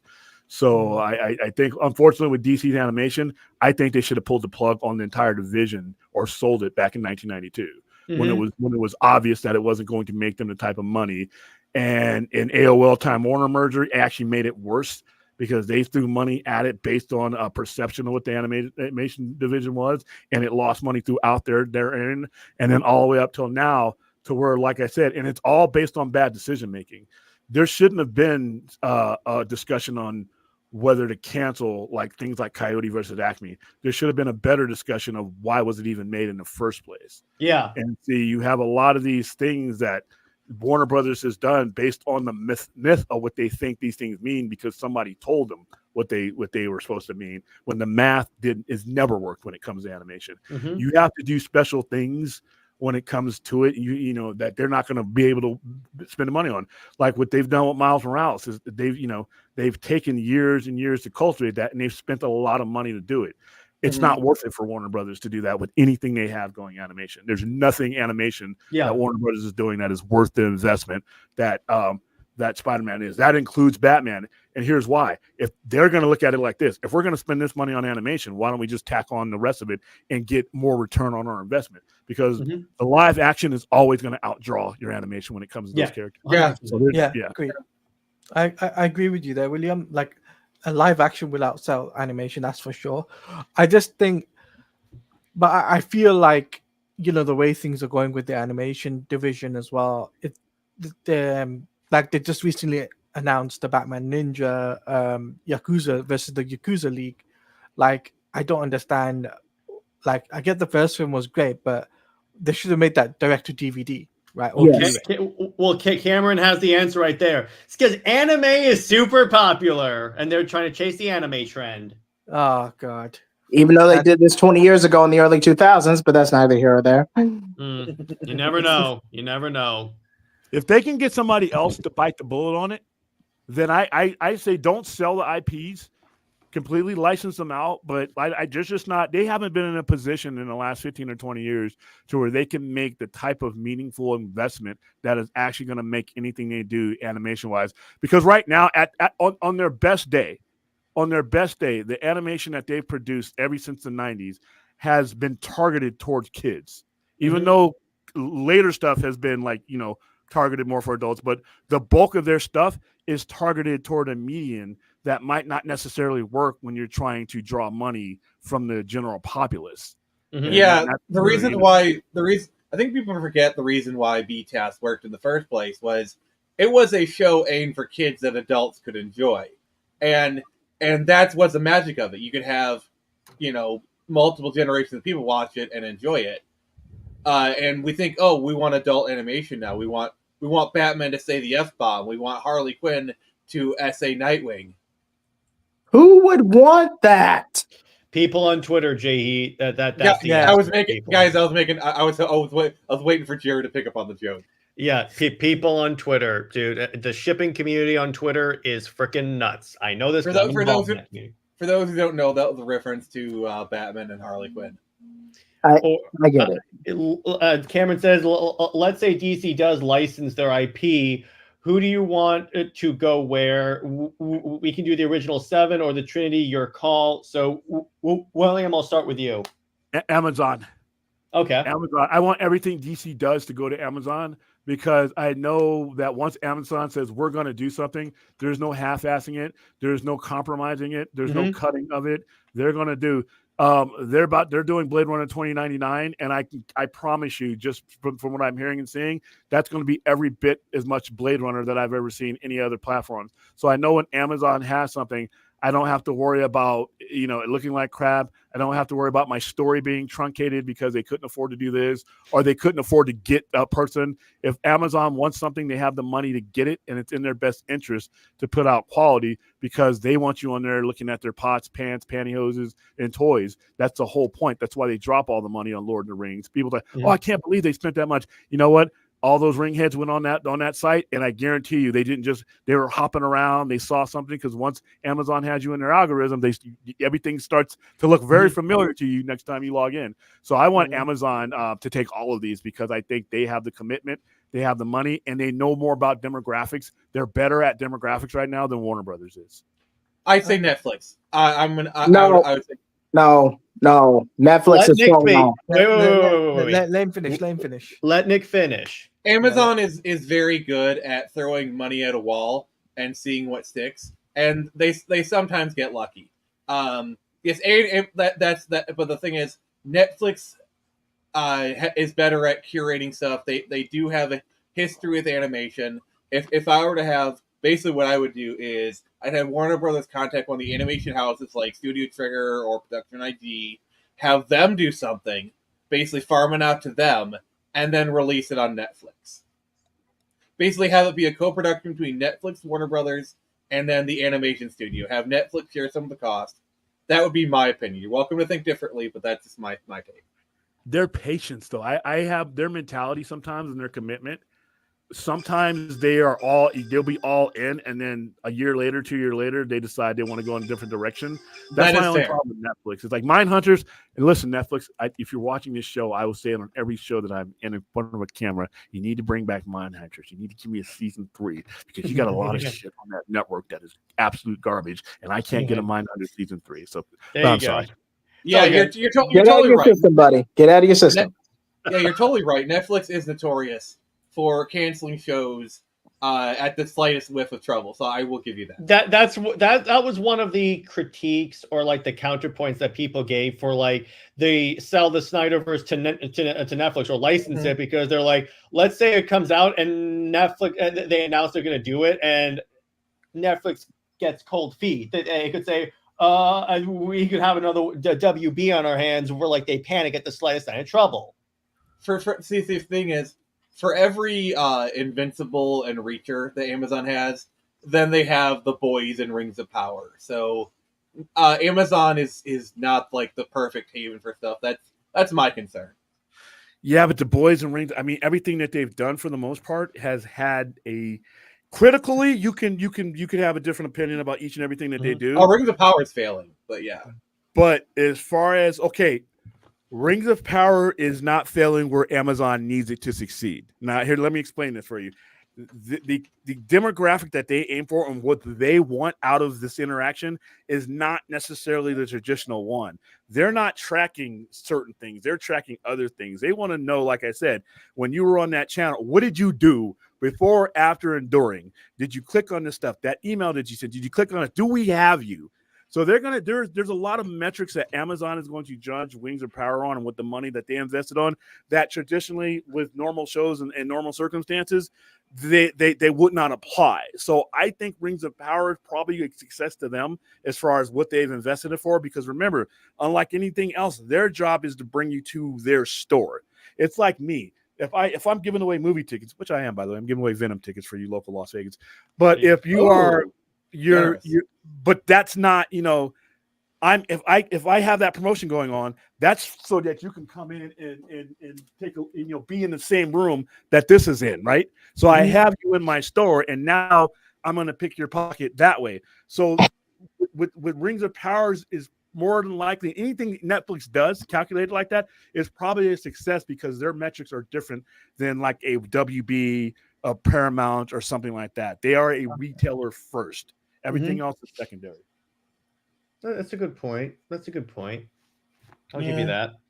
Which is why I want them, because their metrics are that way. I think that anything that they took could actually have legs because the overall investment, you have to have a certain amount of sampling, like Rings of Power. You have to have a certain amount of sampling in order to get that reaction base that you want. So I know I'm going to have a good amount of time on any show. I know $20.99. I'm not going to just get one and done with $20.99. I think that show is going to hit on the demographics that they're looking and the stuff that they want to sell me. And you know what? I'm a sucker. I am the guy who clicks on the stuff that you send me. I'm the guy at Netflix to where when I watch one of your good shows, and I just leave it sitting there for a while, and it automatically runs me into one of your crappier shows, which is a copy of one of the good ones that I just watched. So what they're doing is working. I can't really, refute it. It's good stuff. Yep. All right. There you go. I can at least see where you're coming from. I'll just say that. Yeah. Yeah, and I do. So let me ask you this. Well, speaking of licensing the Snyderverse, do you think it would be? But I take it. So what you're saying is that it would be better off at Amazon because of the priorities. Yeah, it would be better off at Amazon or Microsoft or somebody like that with big dollars. Personally, and like I said, I'm probably going to get chased off of this show at this moment. Even if I had the ability to make a motion version or an animation version, even if I could snap my fingers and do it like that, I guess. Mm-hmm. And the studio said, yeah, we're going to do it. I would go with the comic book version first, and I'm going to tell you why. You know where I would put the Snyderverse? Wait. Let him finish. Let him finish. Nick, let him finish. If here's the thing, if I put it takes cents to make a comic book, pennies to make a comic book. If I can put that story into something like this, 12-issue maxi series like that, the first step I have now is data. I have data that this is an IP that sells and moves. And not only amongst geeks, it's moving. When you sell something like Ultimate Batman, when you do 250 units plus, 250,000 units plus, that means it's not just us 3%ers anymore. That means Joe Average is picking this up. So now I have data that not just me, the geek that's screaming loud for you to give me my Snyderverse, I got data that the general public is buying in. 2, budget will not constrain you from telling the entire story. You will not have to compromise the story that you want to tell, and because you're getting as much time and many pages as you need to. Now, once you have that there and you have those sales numbers there, then you let that sit. Because right now, when we say we want somebody to sell something to this or we want you to restore this, we have no ammo to fight with. We have nothing. All we have are old numbers. Even our most popular numbers are years old now.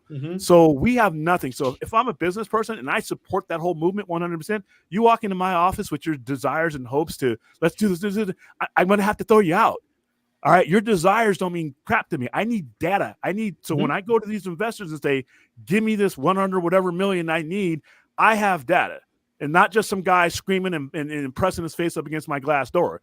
So if I come to him and say 250,000 of these sold across America in a time where it's really hard to move comics, and guess what? A toy line came, that sold, and reprint. So I give them all that data, and now they match it up with all the other stuff that you've got adaptations for. Now you have a case. But at the very least, us fans have our story. Have our story. At the very least, if they say no, you know how this is supposed to end. You know what Zack meant for you to see in its entirety, and you just let it sit there. And if somebody wants to adapt it from there, that's a bonus. But first and foremost, you get the completion of the story. I will feel a lot better about DC when they actually complete something that they start. I know right? Hard, but it's so hard. It is very hard. It is very hard. What do you want to say, Nick?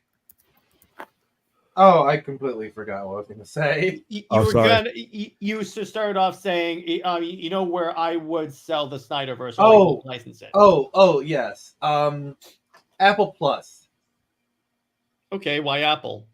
Because Apple has a history of their content is actually low key pretty good. There is some of their stuff is agenda based, but they tend to actually let their creatives be creative. And anyone who's seen Monarch: Legacy of Monsters, oh my god, I love that show. Yeah. Oh, it's so good. It is very, very good. I did have a few issues with it, but the overall is really good. I think Apple Plus is like low key one of the best streaming services out there that nobody talks about. That can work. I can say, and plus they put a lot. They put a good budget into the projects. I mean, Godzilla, the Monarch series looks like the movies. Like it looks good. It's not like a TV show is a downgrade in quality. Yeah, and you know what? You know why they can do that? Because once again, them being a studio is like 3rd, 4th, 5th on the top of their list. They want you buying their product, and that's gold. They're a tech company first. They can afford to throw all that money in that. They're they're literally $1 trillion company. Yeah, Like, literally you know. $1 trillion. Yeah. So Like, there you go. I think once one of these studios goes bankrupt, whether it's WB, Paramount, or whatever, I think Apple will buy one of the studios. Amazon can't because they already own MGM. So if they try to buy another one, that might run into monopoly, antitrust. But I think Apple's gonna buy. Like I do think if WB or like Paramount goes up for sale, Apple will buy one of them, or at least. Well, it'll be WB because Paramount already merged with Skydance, so they're out of the woods for that. You know, they're in safe territory now. WB, I could see. Who's gonna want to buy WB? That's the thing. I mean, I could see Apple wanting to buy, because here's the thing about WB is they do have second only to Disney in terms of IP catalogs. That's true. Yep. 100 years. Like, been around over 100 years. When it comes to like the wide variety of deeply iconic characters, the only one who has them beat is Disney. Mm-hmm. I would agree with that, and that would be essentially a cheat sheet to like saying, "Hey, come to our streaming service. We have Batman." Yeah, you don't think Apple TV would love to have, all that stuff on their service? They are the only ones. Okay, so when it comes to Warner Brothers, there's only the companies that you mentioned, like Apple, Microsoft, and Amazon, are the only ones that are going to be the ones that buy that company because of the debt. Everybody else, the reason why nobody's bought Warner Brothers is because of the amount of debt that they will incur, and that drags down your stock. One of the reasons why their stock is down where it is because for every dollar they make, they're basically giving it away to debtors and lenders and things like that. Mm-hmm. You're like $39 billion in debt. So it would have to be a company like Amazon or something, or Apple, that could buy it and then blow that debt off without any problems. The problem is they've had the opportunity to do this. And, nobody competed with David Zaslav when he came after him. And the company is not in better condition than it is. It's a sad thing. And what's going to end up happening is somebody might buy it when their stock goes from 7 something. I think it was at 760 or something today. And when it goes down to 5, because now you're buying it. And if you are going to take on that debt, at least you're buying out at a lower price that helps you take up that brunt. But I see a scenario where WB gets bought, David Zaslav basically carves out the Discovery portion and goes back to just running it as a Discovery. Oh, no, he's leaving. He's going to sell it. They're going to buy it as that, and he's going to disappear. Mm-hmm. This whole purpose was him to just flip. He's flipping the company is what he's doing. He's flipping the company, and and then Disney's another one that's interesting because the studios that are not necessarily losing money or that can't lose money are the places that are not primarily studios. Disney is known for making cartoons and everything else. Their parks pulling $38 billion a year. That's where they make their money. Yeah, I don't think Disney's going to buy Warner Brothers because they won't. Well, if they do, they're going to have to divest a lot. Like, for example, Disney will have to divest DC Comics because there's no way the FTC will allow Disney to own both major comic companies. Yeah, exactly. That ain't happening. Well, that and plus they're still hurting. Remember, Disney still hasn't drawn a profit from the $74 billion they spent to get Fox. They haven't started getting that money back like that yet. For what they bought those IP for, they haven't. They're gonna get it back eventually over the next year because you have X-Men, you have all these things coming, but they just dropped $74 billion in the last 6 years on something that is not their primary source of income. Yeah. So I think they would be gun shy to purchase anybody right now. I personally think the only two people. I think Apple TV is really the only one that makes sense. Amazon definitely would want to. I think they might run into some trouble, but I could see Amazon getting over the hurdle with the antitrust. If I could see a scenario that. But Microsoft. Speaking of Marvel, Cameron asked, "Hey William, have you heard that in the MCU, Reed and Victor will not know each other or have a relationship like Tony and Thanos?" Well, what are your thoughts? I think that's great. That's hot take. Let's hear it.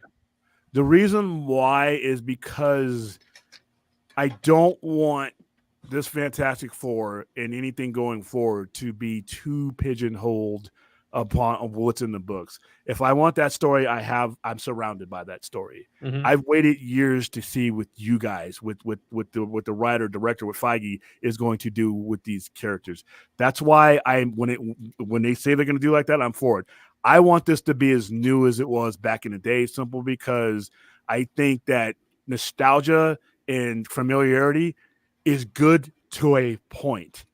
We already have enough familiarity with what they're doing with the Fantastic Four. I don't need them to follow everything from the books on that point. I think that, I think when you see Wolverine and Deadpool, people are like, well, we can bring this back, we can bring that back. Everything had its time and its space. The MCU is best when they look forward and they make their decisions loosely based. Civil War wasn't exactly like the Civil War. It's not. It worked. So the things that they've done, and all comic movies do this, I'm okay when you change things like that, because if it doesn't work for the motion narrative that you're telling, then it doesn't need to be there. It works for a comic book. That's fine. So on the surface level, I agree with you. My problem is I just know they're gonna do like the Spider-Man, Doctor Doom, kind of like they're gonna try and bring back the Peter Parker, Iron Man kind of father-son thing, and I really do not want that. I think that is a waste of Doctor Doom. I don't think they're going to do that. I think that's going to be the conflict. I think that's going to be the fact that you see Tony Stark, and that's not Tony Stark is going to be why part of the story. I don't want that. I really don't want that. I don't think you're going to. I think Spider-Man is going to be part of all this. Obviously, you got the Secret Wars, but I think that they're in a new era right now. And I waited 8-9 years for this because, to be honest with you, the majority of the MCU movies, I know they all made their money and all did all this, but just under half of them were a waste of my time. Now, the stuff that was good was epic, and it kept me coming back. But just there was a lot of MCU that was a waste of my time, and I'm tired of the Avengers. What you did with the Avengers was epic, but damn, you have the Fantastic Four. You have what I think is the Holy Trinity. You got Spider-Man, and he's not Tony Stark's lapdog anymore. You have Spider-Man that I waited to see. You have the Fantastic Four, and you have the ability to introduce X-Men and mutants the way you want to. I don't need any of this other stuff. I hope they flush a lot of this other stuff away, and we start with those basic things right there, because to me, that alone is enough. Fantastic Four, there was a time where 40% of all villains and characters were associated with either one of two books, Avengers or Fantastic Four. So you have a lot of, just Galactus alone. If you were at Comic-Con, dude, I hadn't slept for 2 days. When I saw Galactus peer through that window, 12-year-old me jumped up. When it's an actual dude and not a cloud? No, it's the dude, and he's not just the dude. That's Galactus. As soon as I saw that, because they did it like right at the end of the little trailer, and everybody went, "Whoa, that's Galactus," and that's my bucket list. Yeah. If I leave this planet today, I hope I don't. I saw a live-action Galactus. Now I can't wait to see him in the movie. There's enough just with those 3 IPs to really go forward. I hope after Secret Wars we just really do that. But yeah, when it comes to comic book adaptations, I do not mind when the creators stray from previous canon or they stray from stuff that's in the comic book, because literally, I can read you the comic book. I want them to give me their story. So that's true. That's true. And the other thing is, like, the reason why we got like the Avengers and the movies and stuff is because they couldn't give you the Fantastic Four and the X-Men. Yeah, so now that they can go all in on that, because to your point, William, that's what the majority of the audience has been like. Yeah, this is great, but I would love to see the MCU do like Wolverine and Human Torch and such, but we can't do that. New Wolverine, by the way. Okay, I love you, Hugh Jackman. Cavalry. No, whatever. Listen, I've enjoyed the Fox X-Men characters more than anybody. I think more than some. You could not have the modern day comic book movie without the first X-Men movie. Yeah, I'm right with that. But I had my fill of those characters. I did not leave the table starving. I had my fill of that version of Wolverine. I had my fill of all of those characters. I don't need to go back. And next time I see Wolverine after Secret Wars, if you want to do one more appearance, I want a new Wolverine. People say, well, we should just play the Wolverine forever. That's just as silly as people saying 60-year-old Wesley Snipes is going to be relevant as a new Blade. I think, like I said, forward, not backwards. And nostalgia is like a ticking time bomb. If you pull the right wires, everything goes away and everybody walks out alive. If you pull the wrong one, everybody dies. And that's the thing when you have these generations of these characters that you got to be careful with when you're Marvel, is because, people, these mean something to people, but do you want this to grow old and stale? These people who saw these movies back in 2008 now have kids. Their kids want their generation of these characters now. So It's they got kind to of like pull it clear. it's kind of similar to the idea about how in the Flash they brought back Keaton instead of if they could have. I know he didn't want to do it, but if they could have brought in Bale, I think maybe it would have drawn more people in because there's less of a divide between the audience and Bale than the audience and Keaton. Yeah, that was yeah, because you have a 12-year gap. What they really should have done is done what they were originally going to do before that. Flashpoint, That's what they really should have done. Yeah. Like I said, a week ago, you'd go on for a marathon and just to mismanagement. Once again, I tell myself, all those people who made those horrible decisions are gone. Listen, I love Shazam, the first movie. Yeah, but it didn't make that much money. It did not. It did not justify a sequel. Birds of Prey, Harley Quinn, and whatever the hell that was supposed to be, that should have never been made. Wonder Twins was about to be made. See, this is what I mean. You know, you get caught up in some of these things, and nobody's making really good money decisions. But I mean, don't you remember what Hamada wanted the Trinity to be? Sasha Kelly, Supergirl, Gal Gadot, Wonder Woman, and then the Batgirl from the Leslie Grace, a Batgirl, and I'm like, that was the Hamada Trinity. Oh, by the way, did another decision. People are like, release. We got to see Batgirl. No, you don't. Should have never been made. Yeah. Why are you making Why are you making the derivative B and C characters while you still have the people holding money in their hand, waiting for what you're going to do with the A-listers? You just left me hanging. You left. I have a simple answer for that, my friend. Mm-hmm. I have a very simple answer. People want what they can't have. You notice how nobody talked about the movie until it got canceled and all the lost media folk came in. It's the same thing with Coyote Acting. No one even knew Coyote Acting existed. And as soon as it got canceled, suddenly everyone wanted it because people want what they can't have. Yeah, they wanted WB. Like I said, I'm not the biggest champion of WB, but they wanted them to lose money on these movies just so that their curiosities could be piqued. I'm like, no. Yeah. Hey, William, I got a question for you, Will. So you know how like we were talking about like the Snyder Cut stuff. What's your opinion on some of the other ones, like Schumacher Cut and Ayer Cut? What's your opinion on those? Okay, so the Schumacher Cut, I saw the movie that they're wanting to restore. That movie was fine. I saw that in the movie. I don't need to see that.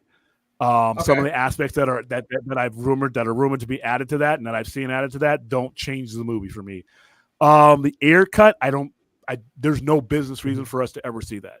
There's no money reason. The only reason I released the Ayer Cut is if I've made a commitment to finish Zack Snyder's, at the very least, finish the Nightmare arc. Because the only reason that those characters were introduced, at least in my opinion, were so for their fulfillment during that. Harley Quinn, Joker, you were supposed to see them later on, get killed, do all that stuff. If you are not going to complete that arc, there's no reason, there's no narrative reason, and there's no business reason. Now, I know people, I want to see his vision, and that's great.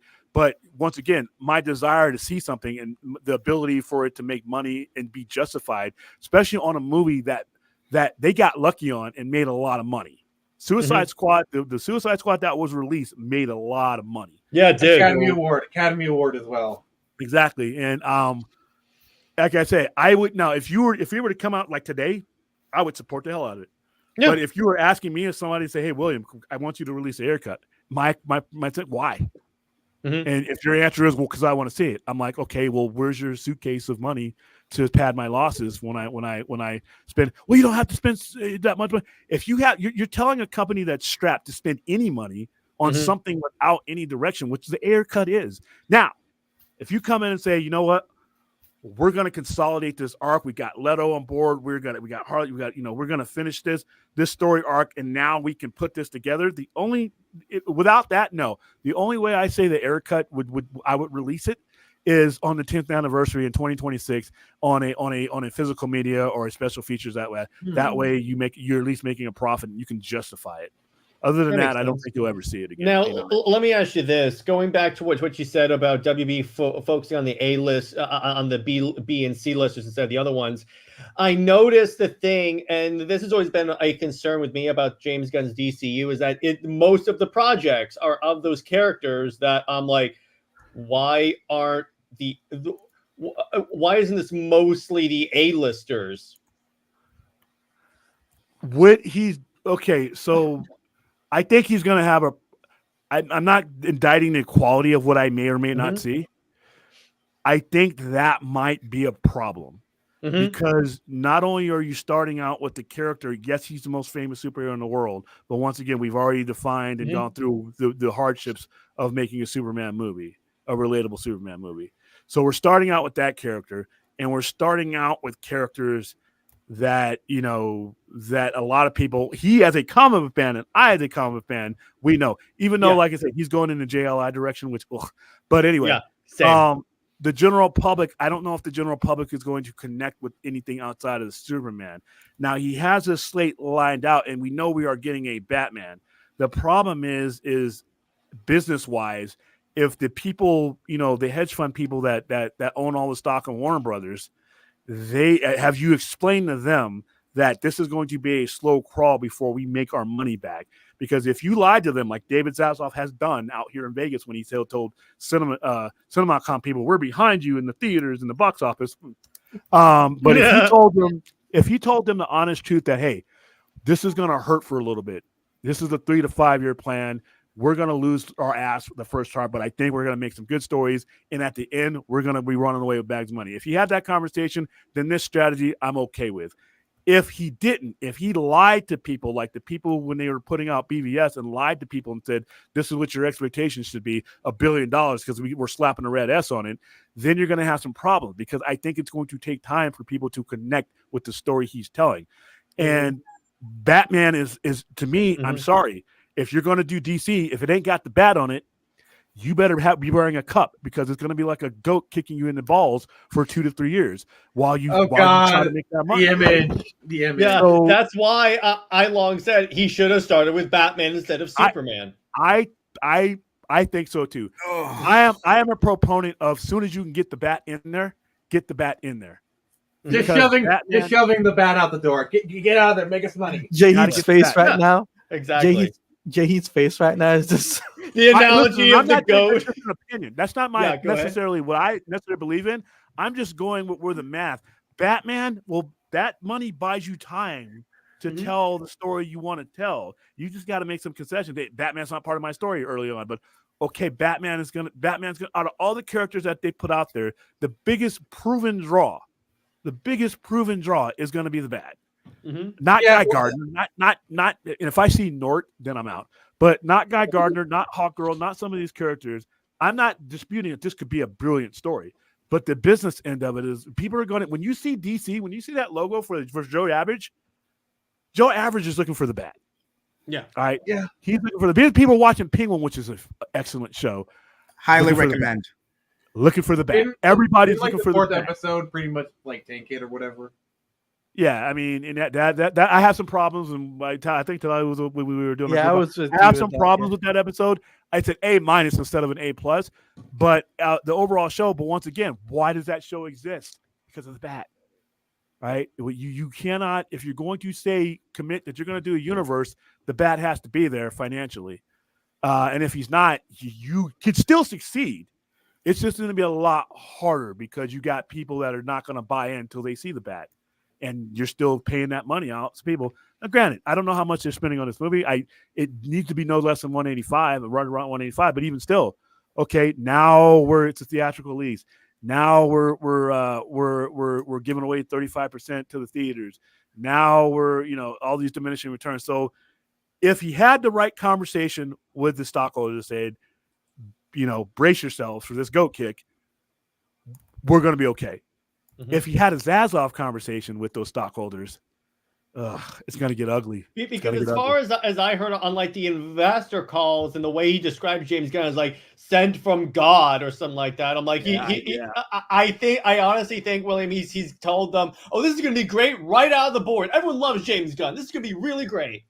In regards to what you think about James Gunn, I know a lot of people have a device, because every director is divisive. Yeah, everyone. That's not fair for him. That's not fair. It's not. That's just as unfair as it was to Snyder or anybody else. You have to be honest with people about these IPs, because when Cavill came along, now I talk to people all the time. Oh, wow. Why didn't I see this movie before? This is really good, because you have to give people time for that death grip to loosen on their childhood Batman or Superman in order to embrace yours. They will.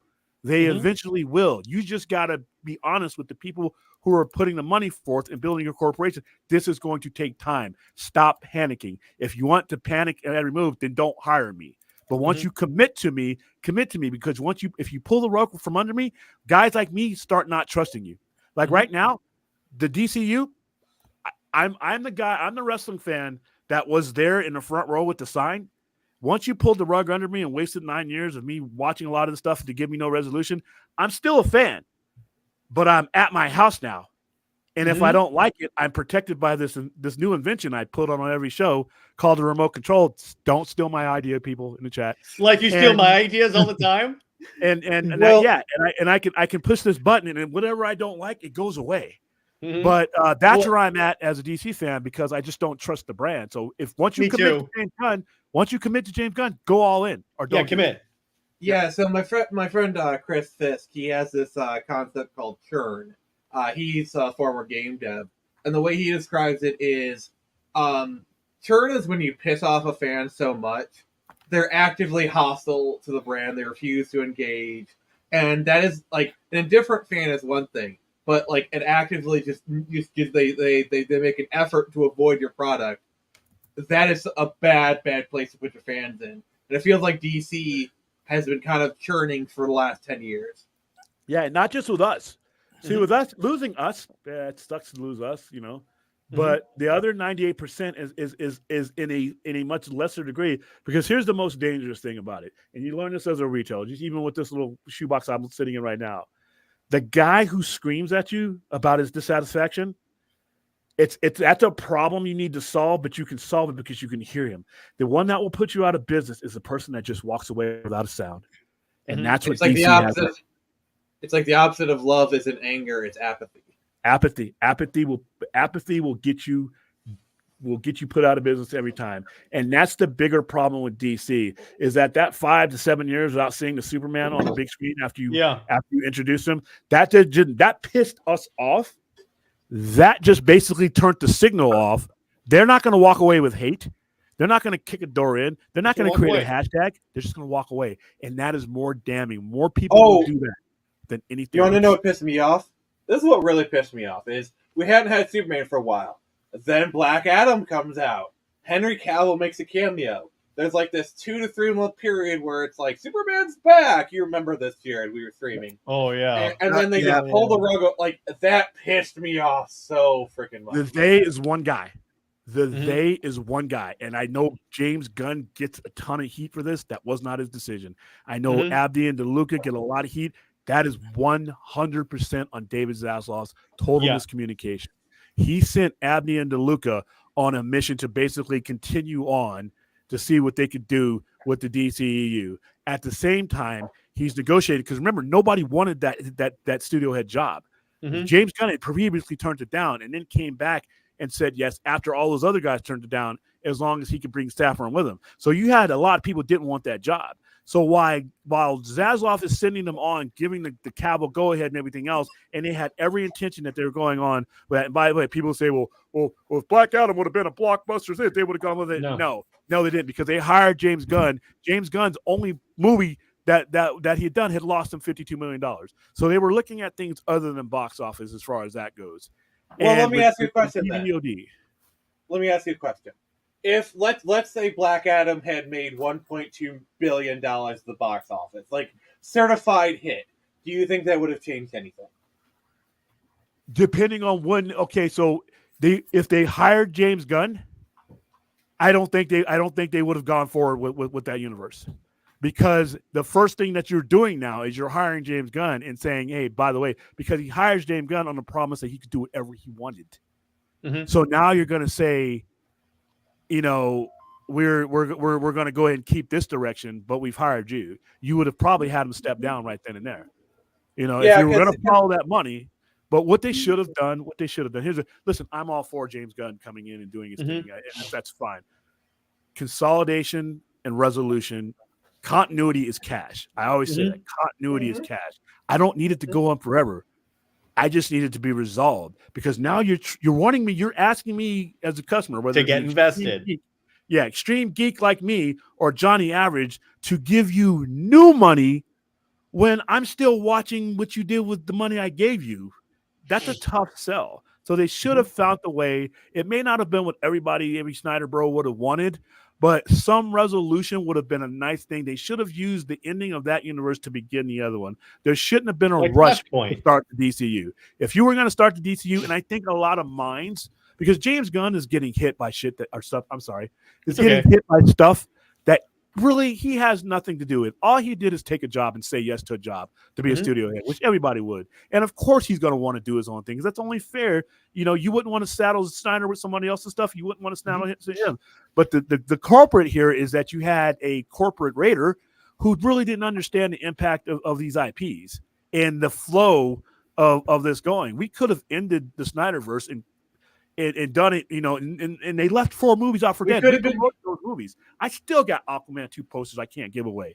I still got Blue Beetle shit or stuff I can't give away. We could be getting Flashpoint this year. We could be getting Flashpoint this year. Well, leave it on that, William. I had the idea that what they could just do, make Kingdom Come the last movie, and then what you do is that have it end, instead of the government nuking it, Darkseid invades during Kingdom Come, the heroes have to unite, the world becomes a Justice League, there you go, you're done. I got even better, because me and Brad on our show, we wrote this out. Okay, so we're gonna end that universe, right? So I wanted my fight. I don't care what anybody says about The Rock. I wanted to see that fight. So instead of Magog, who nobody knows, which is fine, I replaced him with Black Adam in the same premise, because they were building that in Black Adam. I take Supergirl, and she goes up against Shazam, because guess what? Mr. Mind was in 2 damn movies, and I'm never going to see what the hell happens to him. That worm could have been the worm that takes over Billy Batson, and she has to fight them. And The Flash should have been the last movie. The Flash comes in, and he sees that universe just as a nuclear bomb blows up, and since he's coming through, it destroys that universe. That gives you an ending of that universe, and if somewhere year down the line you want to tell the Darkseid story, because remember, we're past that. All the subsequent movies, we're past that resolution. So we didn't get it in real time. But if you're watching The Flash, if you're watching any of these Wonder Woman, that's all over with. So we can see that even if the universe is gone.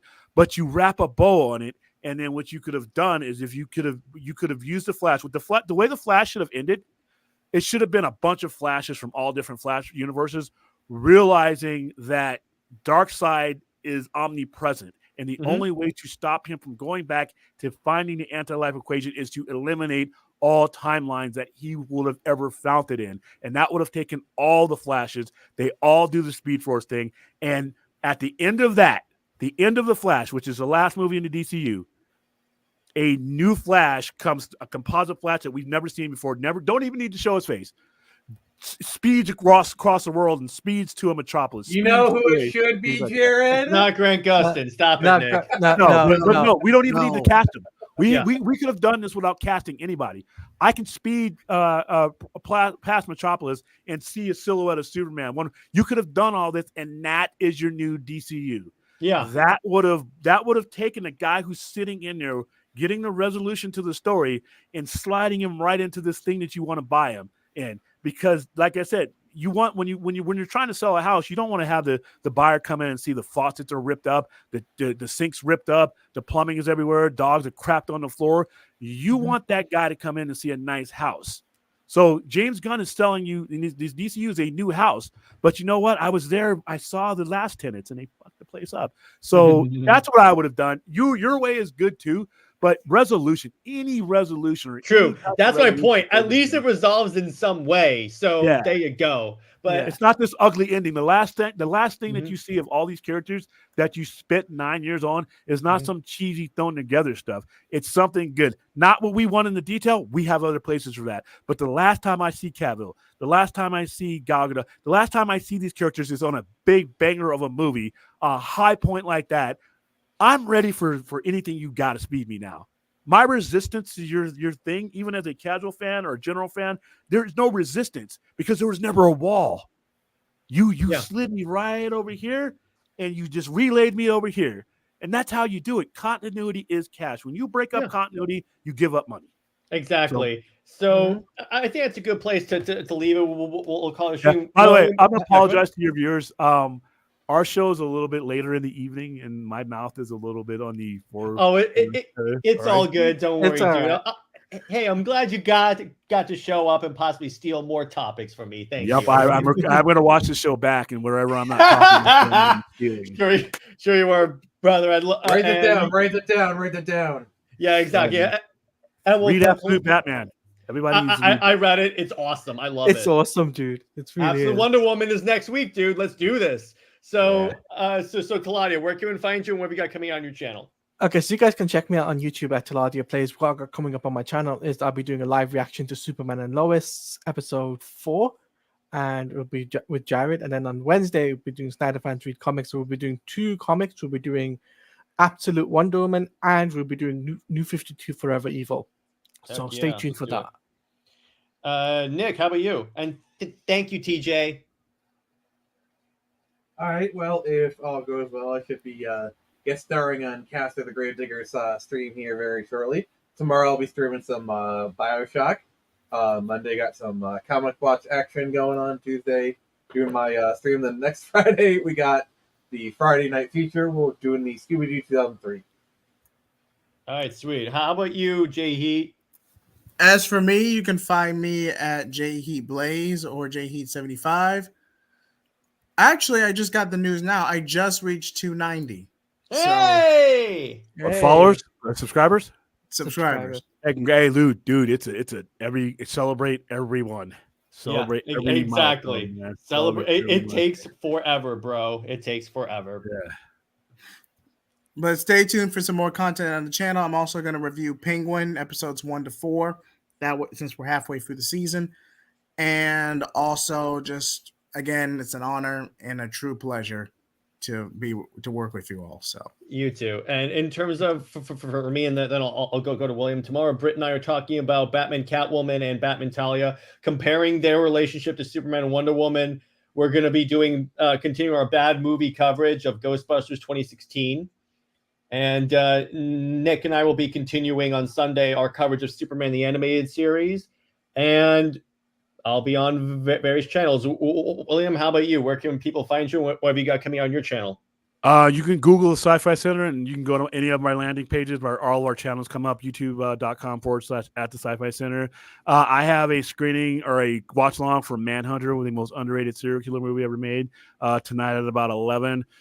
Tomorrow we have the original. We're doing another watch along throughout the month for Halloween, the original Halloween, not the Rob Zombie nonsense. Mm-hmm. And then we have our main shows that happen throughout the day. So we got a lot going on, but you can find me just by Googling the Sci-Fi Center and joining the channel. And then my right under there you go. Heck yeah. And William, you're always welcome. So I want to conclude by saying thank you all for an amazing 4 years. And here's to 4 more of hating Lois Lane. Stay heroic, everyone, and we'll see you later. Bye-bye.